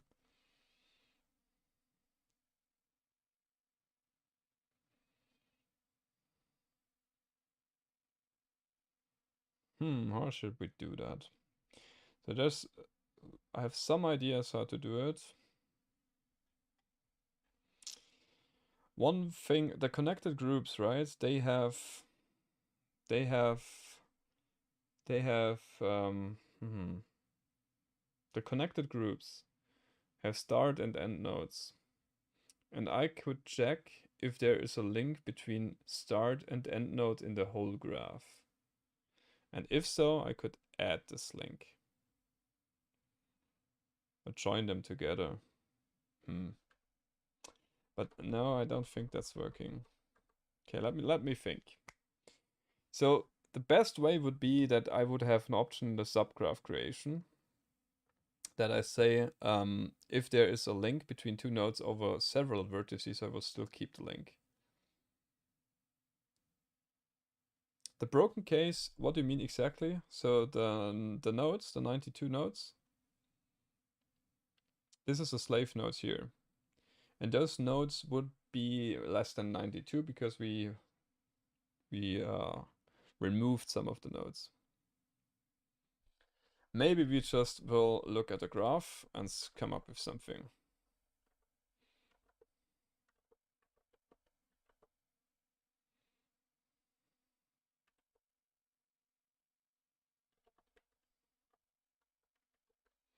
So this should work, right?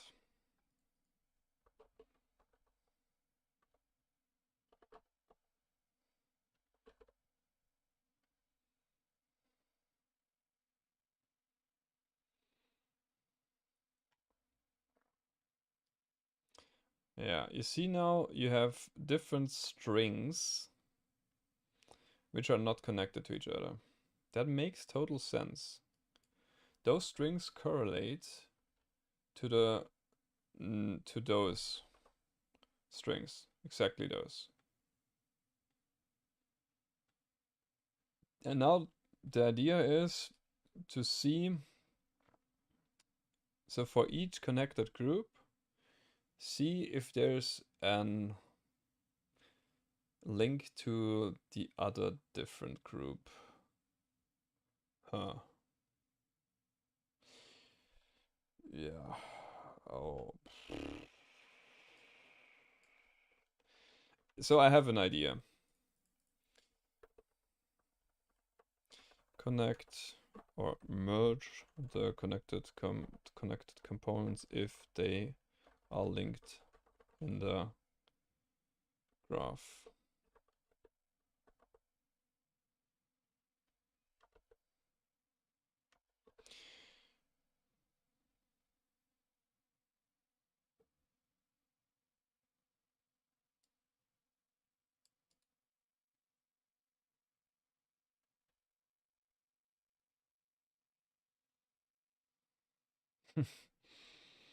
mm. Yeah, this works, but it's a brute force approach.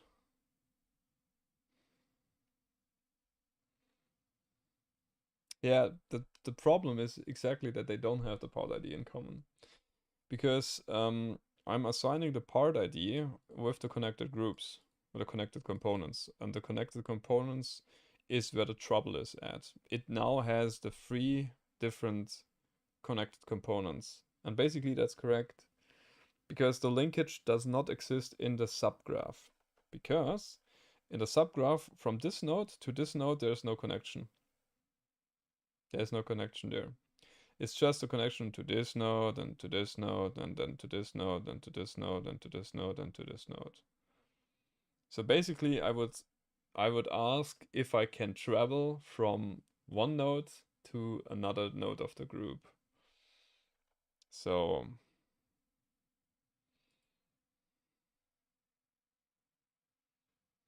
yeah, so this is completely bullshit. Okay, let's do that again. For I in range length of connected components. So for every connected component. Yeah, that's all not good. Comp in enumerate. So that would be the correct way to do it. Then we will do a node start and node end.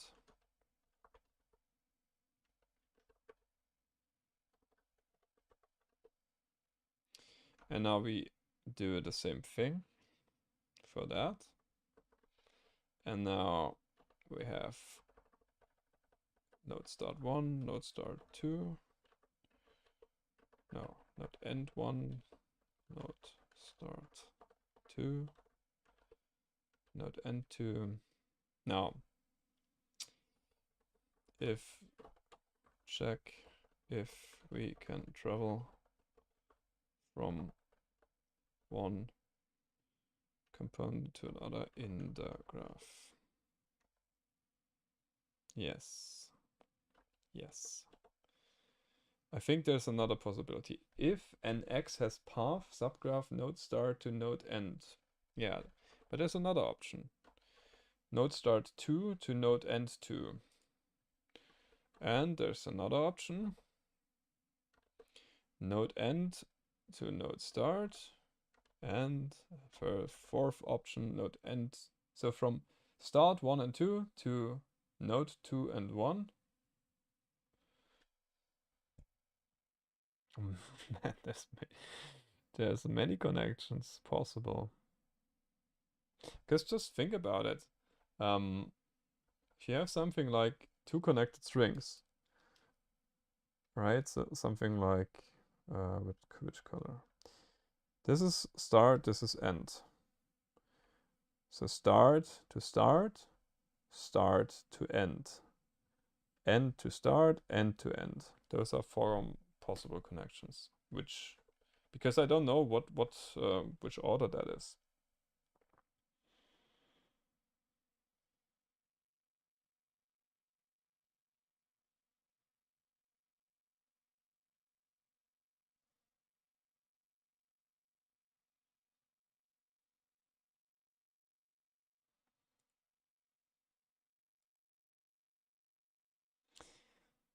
Yeah, so on this, I don't think this is working right now. So from...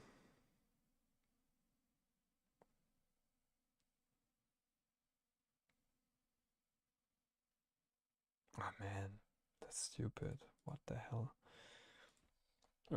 So node start 1 could go to node end 1 and node end 2. End 1, end 2 could go to start 1 and start 2. I think that's all the connections there is. So that's the path. Now, what it should do here is connected components I is component unit component 2.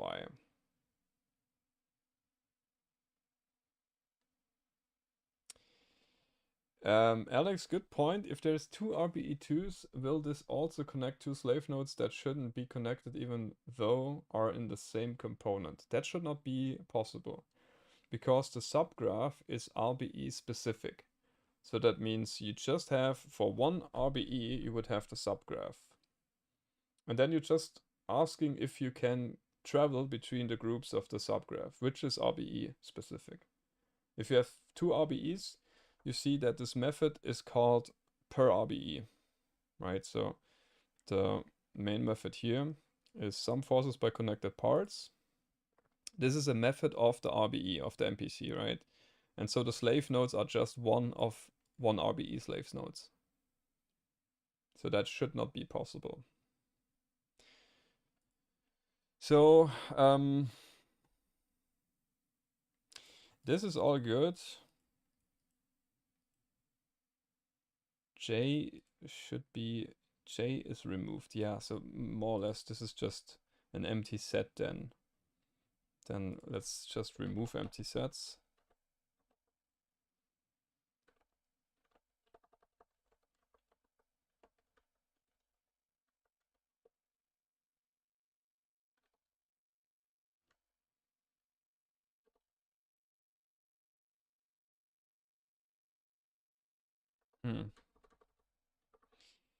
Let's make it maybe differently here. Something like this. Let's see. Basically, we have to deal with empty sets. List out of range. What?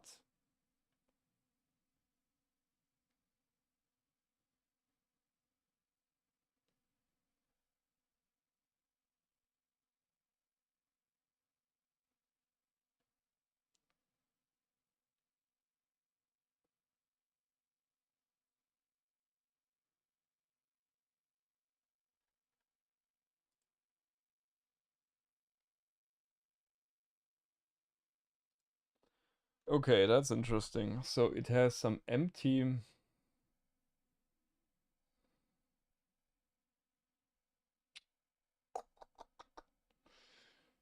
Maybe I'm a little bit too fast for that. There should be just one RBE, so this method should be called only once. Now, the subgraph, let's just look at how the subgraph looks like. There should be, I think, three separate strings of, or separate lists of elements. So I'm here, now I'm stepping over it and see what the subgraph looks like.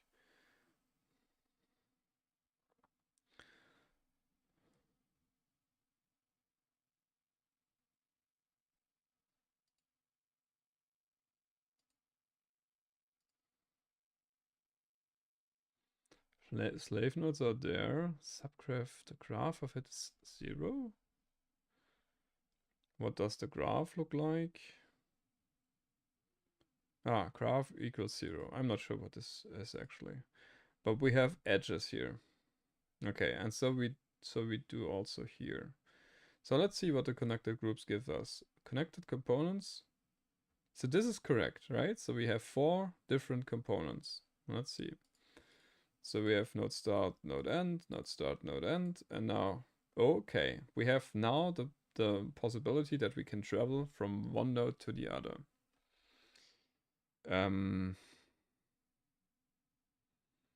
Basically you can travel from every node to every other node because it's all connected. So basically we could do that a little bit easier.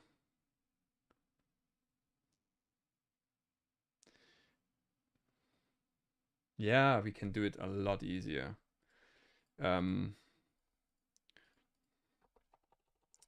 Because if they are connected, that means you are on the same mesh. Then I think it would be enough to check for one node. So you can do something like this. And we have node 2. So check if we can go from node 1 to node 2. And then we can leave all that alone.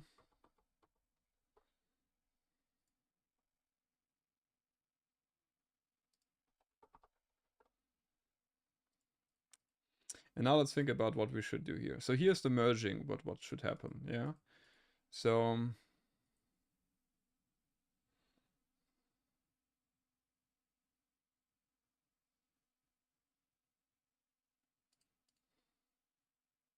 I cannot remove it here directly, but I can do some trick which I learned in Java world. I could say comps to remove an empty list. Okay, so I'm doing that.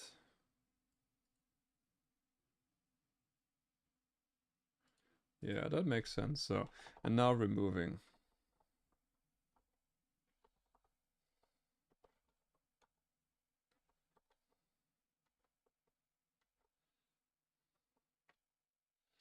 Now it should work, to be honest, because here I do a enumerate again and there should not be any length 0. So normally that should work now. But you know, devil's in the detail. Definitely devil's in the detail. Ah. Yeah, maybe we do a set here.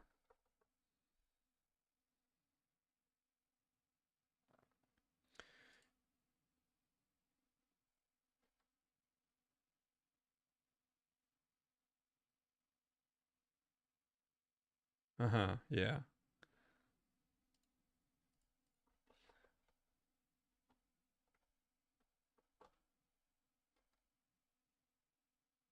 Now set has maybe no, the pop method should work. Unhashable type set. Huh?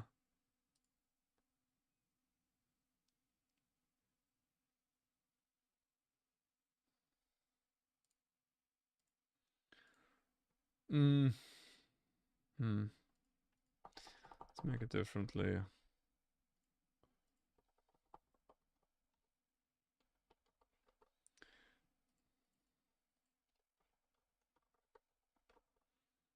That should work.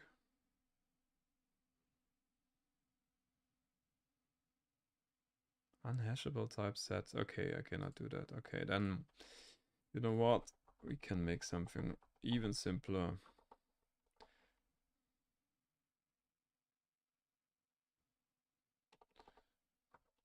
Even simpler.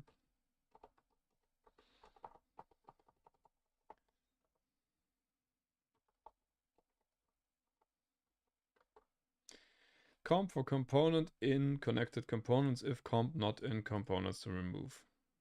right? That's easy.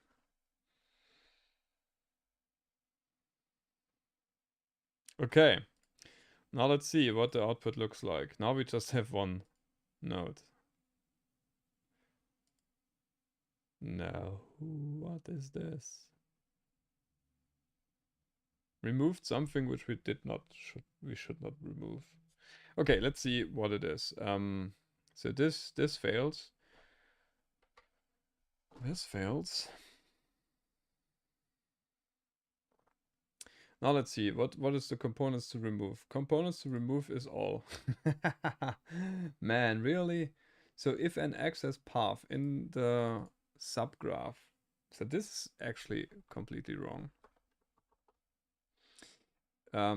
If we can travel from node 1 to node 2, then connected components I should be component union of component 2.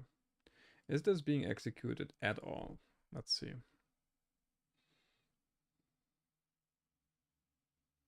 By the way, this is also not good. List component 2, and then let's also take the 0 element. Yeah, so that this is the same thing. Now, an X has a path from node 1 to node 2, as all of those connected things should have. Right?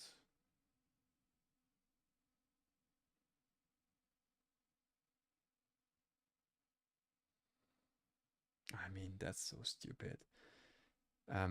In this union, what is I? I is 0. And so the 0 would now be pushed to have more than 1.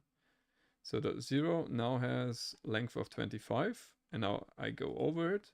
And now it should have more. It hasn't. Why? Why is component 2 has also 25? Oh. Okay, so here is a big problem. J is not being used at all, but I is being used. Okay, self things. So if component is a component 2, then we don't want to do something, so we continue. So that makes sense. We don't have any eyes. Now let's go again at it.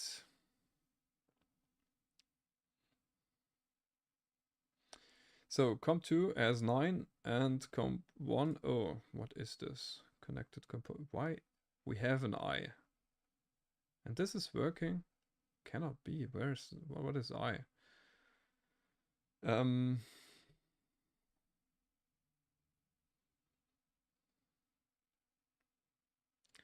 Yeah, okay, I see that we need an eye here.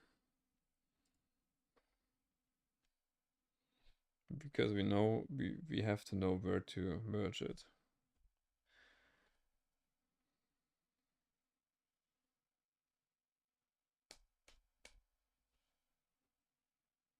This is bad design, to be honest. This is very bad design.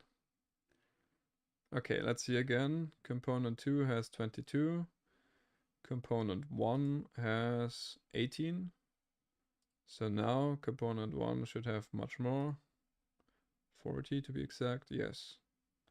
And component 2 will be removed. If something is to be removed, we also can go and say that we want to continue. So if continue, the same thing here. If comp and continue, yeah, continue if it's to be removed. That is such a bad design. Don't ever do something like this. I'm 100% sure there's an easier solution, but I cannot think of it right now. Now let's just go through it and see what the connected groups are now. Yeah, before we have 4. Okay, let's go until here. See if it's now better than having just 0. So connected components now has length 2, which is exactly what we would like to. All right, I think now this works. Let's see. So it went through. What the hell is this?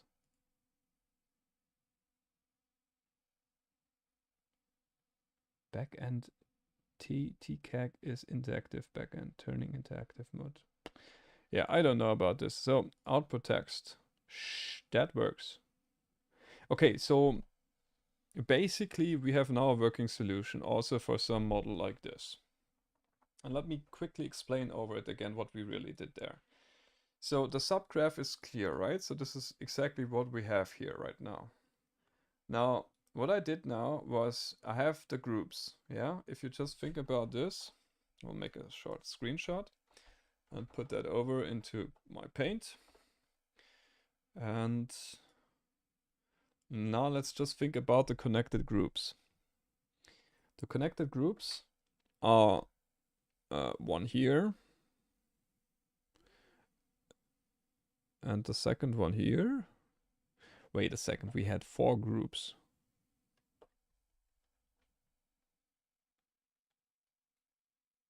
One, two.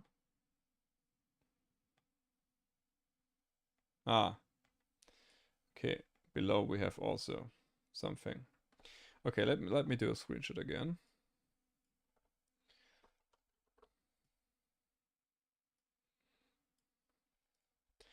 Okay, so we have 1, we have 2, we have 3, and we have 4. Those are my connected groups. Now basically what the algorithm does, it just goes over all connected groups. Let's say we start at group 1. Then it takes one node. It doesn't depend whether there is another, the position doesn't matter. And now it just asks for every other connected group, so for 2, can I travel from here to an arbitrary node in 2? And this path exists. Okay, so if that exists, 1 and 2 will get merged into 1 star, and 2 is thrown out of the window. That exactly will give us the whole component here. It now continues to doing the same thing for component 3 and asks again, is this node, is it possible to go to this node? No, it's not possible. That does nothing. For 4, same thing. Can I go from here to here? I cannot, because those are not connected. So I'm skipping. So 2 has already been deleted, so 2 is completely out of the window. Now I start with 3 again, so I'm now with the I'm now with the gray marker at 3. And I start with my gray marker here. It's just an arbitrary node. Go to 1. 1 is already merged, but that doesn't matter. So I go to 1 and ask myself, can I travel to a node of 1? I cannot, so I'm not doing anything. So next thing, can I go to 4? Arbitrary node at 4. I can, because the path is there. I will do a merge of those 2. 3 will be 3 star and 4 will get thrown out of window. And so we are left with 2 connected components. And basically that's it. So that means we have 1 here and 1 here. That's basically all there is.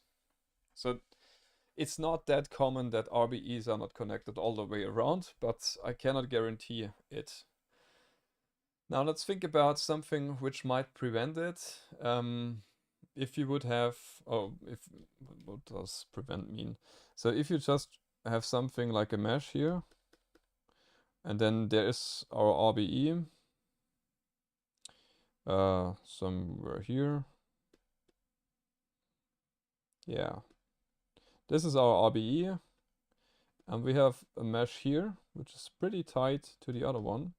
And there's some way, I'm not sure why, but maybe those nodes are merged because there's a welding thing or so. Then it would assume that you can travel from one side to the other because there's this connection. So this is a thing which could break it, and I'm not sure how to deal with that one. right now. I think this will break it. This will break it. So if you have shared nodes where there is a path from one side to the other, this will break it. Because you can then travel from 1 to 3 and from 2 to 4. And this will result in that you have just one giant group of nodes, or one giant connected component, and then you are at the beginning and nothing gained. But for the typical standard default way, I would say it works. Okay, so I would say I should commit that thing, and before I do that, I should do a linting again and see if the thing works still. No. The matplotlib. Okay, we don't need it anymore.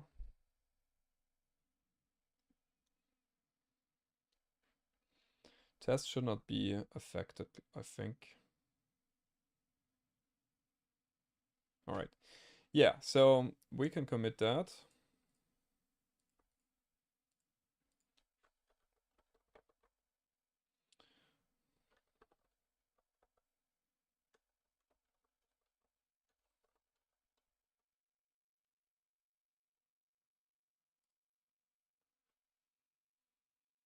And I think that we have made some good progress with that one.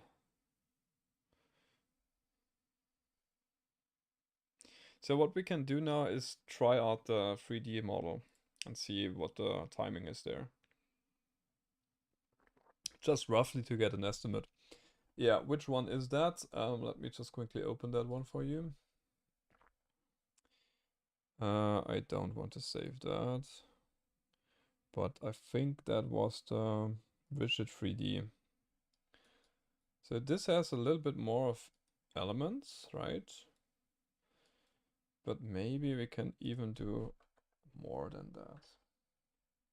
So split elements.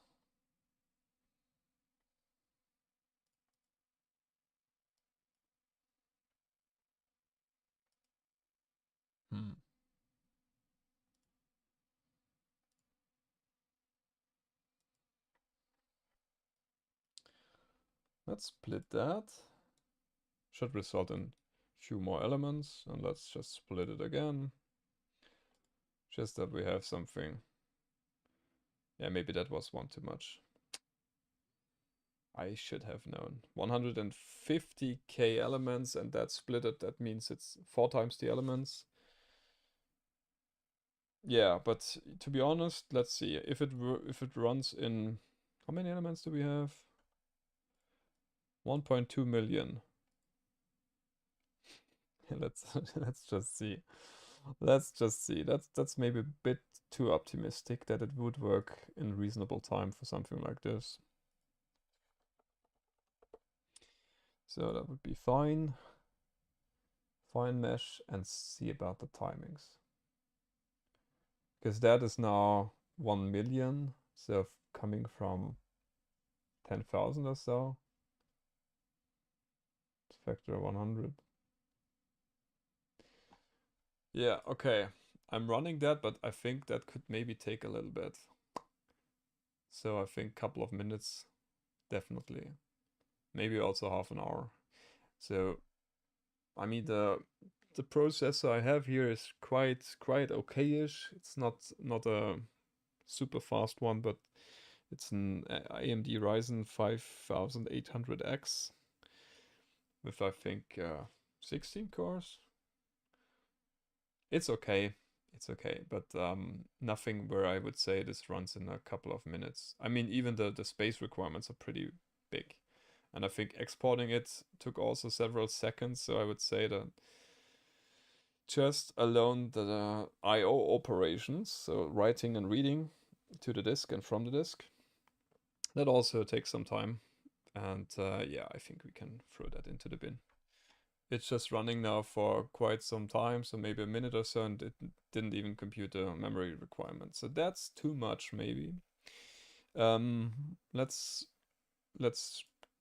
be a little bit less harsh on it. So don't save that, and we open the 3D model once more. and just split it once. I mean, 150k elements is also quite okay, right? So coming from 19k elements, and now we have 156k. Oh, now it started running with the 1 billion model. I will let the 1 billion model finish also, so that we have that, and to analyze the 150k. Let's call that mid.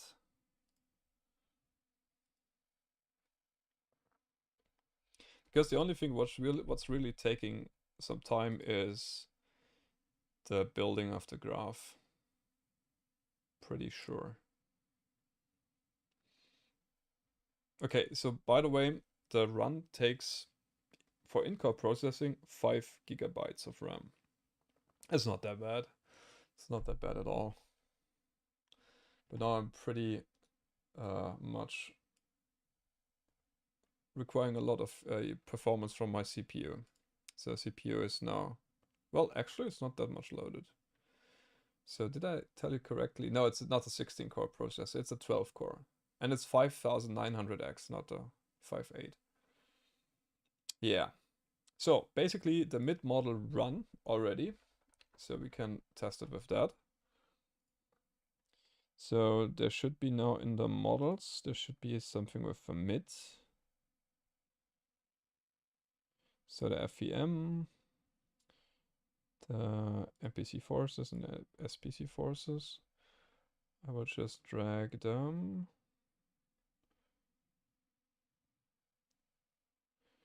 Drag them into the input and press Ctrl for copy.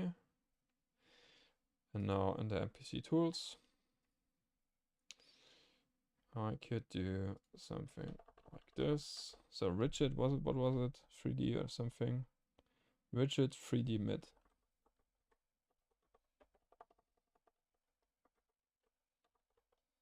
Something like this. Now let's run this. Unfortunately, we don't have timings here, but let's see how much it takes.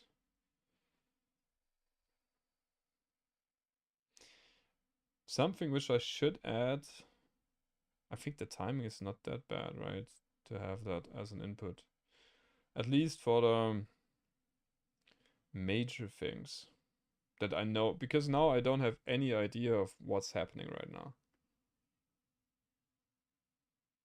If it's still in the reading phase, if it's still in the grid or graph phase, something like that. No idea.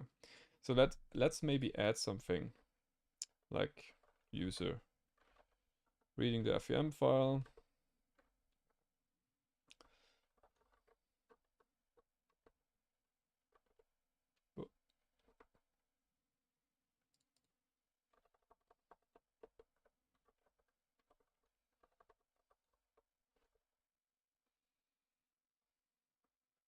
That's not right. Get rigid elements.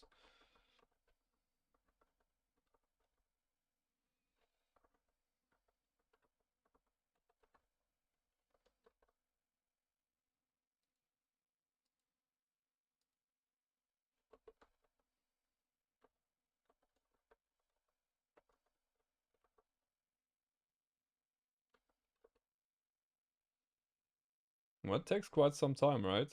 150k elements and still working it.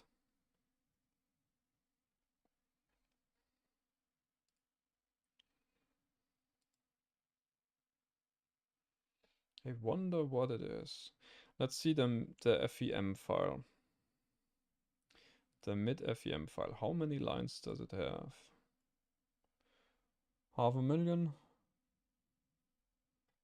And it has, yeah, it has a lot of lines. So I think there's still something to be gained from performance issues. But also what's adding to it, I'm now currently also running the 1 million elements model in parallel, so the CPU is quite loaded. But it takes a lot of time. Yeah, I mean, we don't get any info here, right? So Let's skip that and build it again and see where we are. Where do we need so much time? Is it in the building of the elements? Maybe. Could be. So reading of the FEM file in the case of 20k elements took about a second or two. Now, if you would scale that up linearly, we now would have 150. It would take 15 seconds or so. So everything more than 30 seconds, I would say it's suspicious. Maybe there's some broken code in there, which could be optimized. So we are now just in this method, right? Build node to property. Okay, that was quite fast. Now, building the forces for rigid element 1. This is in this case, it is this method which takes so much time. Why? So basically where we are building.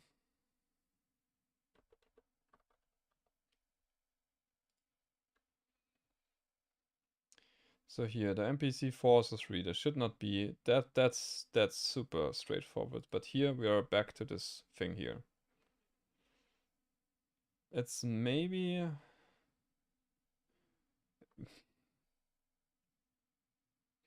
I think we need more print statements to see where we are really. So basically I don't think there's anything here which is something. I would say we make a print statement here.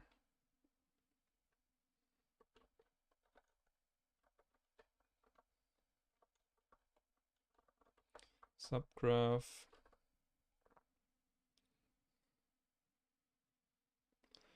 Then calculating correct connected components. If that's maybe something. Then here merging connected components. That's all that. And then let's do something like a finish here.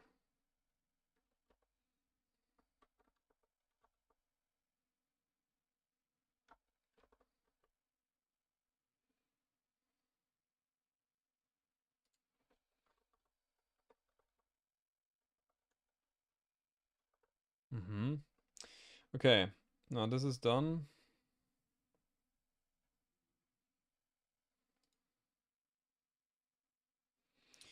Then here, rigid element to forces is part ID to forces, so that should be not a problem. Then rigid element to forces.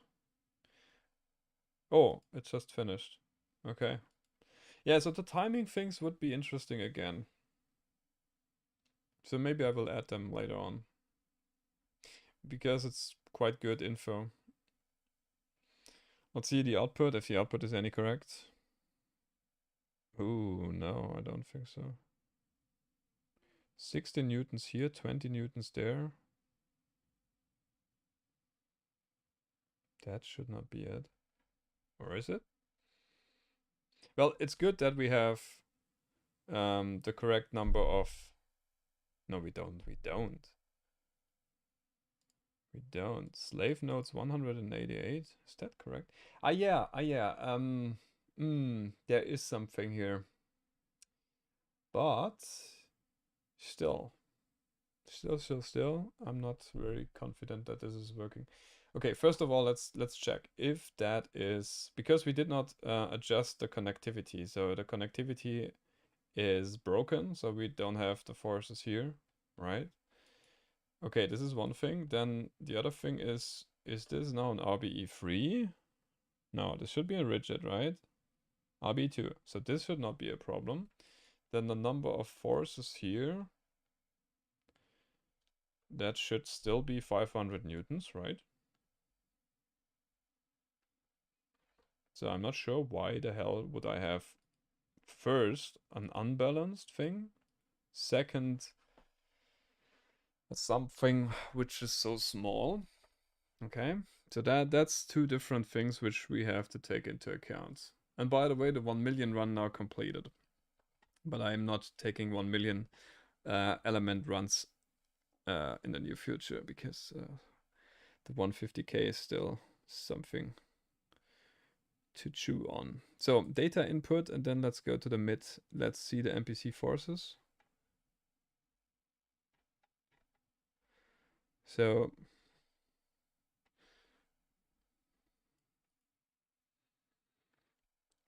you know what? What I should do, I should write out the nodes for the different groups, definitely. Because there could be a bug in here. Right now, I'm not sure which of the elements are... Because you see there's a jump here. So this is an RBE element. And there seems to be something like a second RBE element. What? No. I think this is just nodes being added later.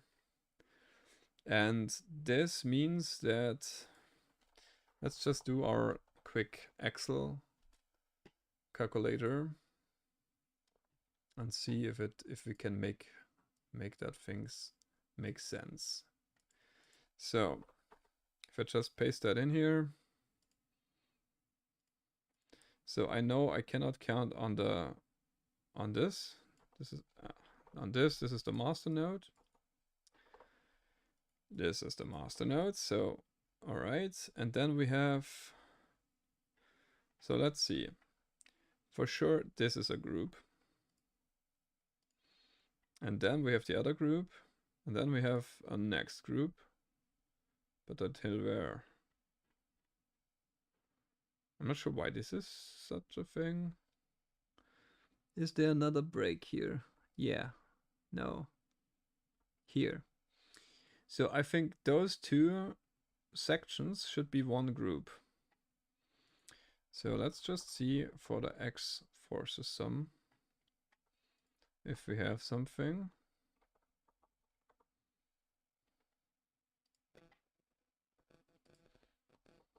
And I'm just guessing that from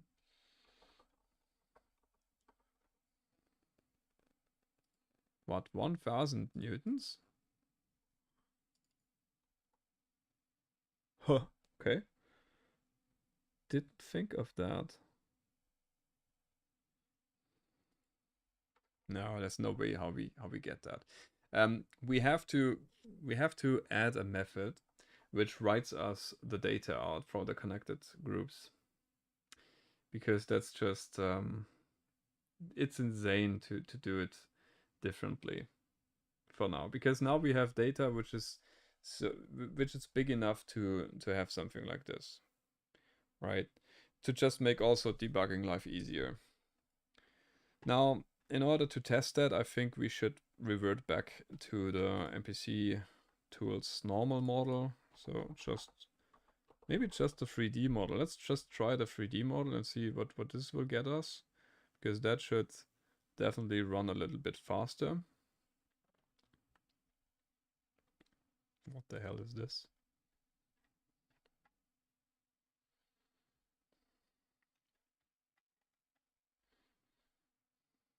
Graph nodes.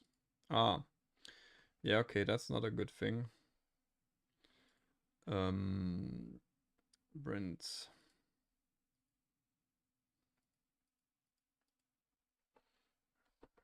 Just leave that away. Yeah, but what does the output look like? So that worked. So this model worked, interestingly. But the 150k model did not. Maybe that's a connectivity issue. I'm not 100% sure about this. Yeah. But let's see. Let's see. So first of all, I think we should do something to write out the connected groups. But I would say we maybe have a break, because my mind now needs something to relax and to eat. And I will be back maybe in 15 minutes or so, if that's okay, 15 minutes or half an hour, and see what else we could do with this method here, if that's okay. So are there any questions left regarding this until now, or is it all good?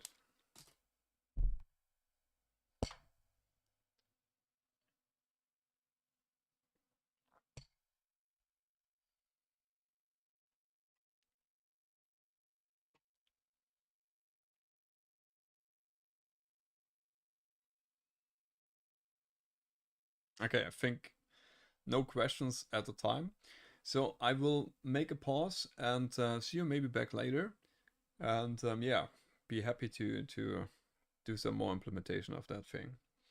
All right, take care, guys. See you later.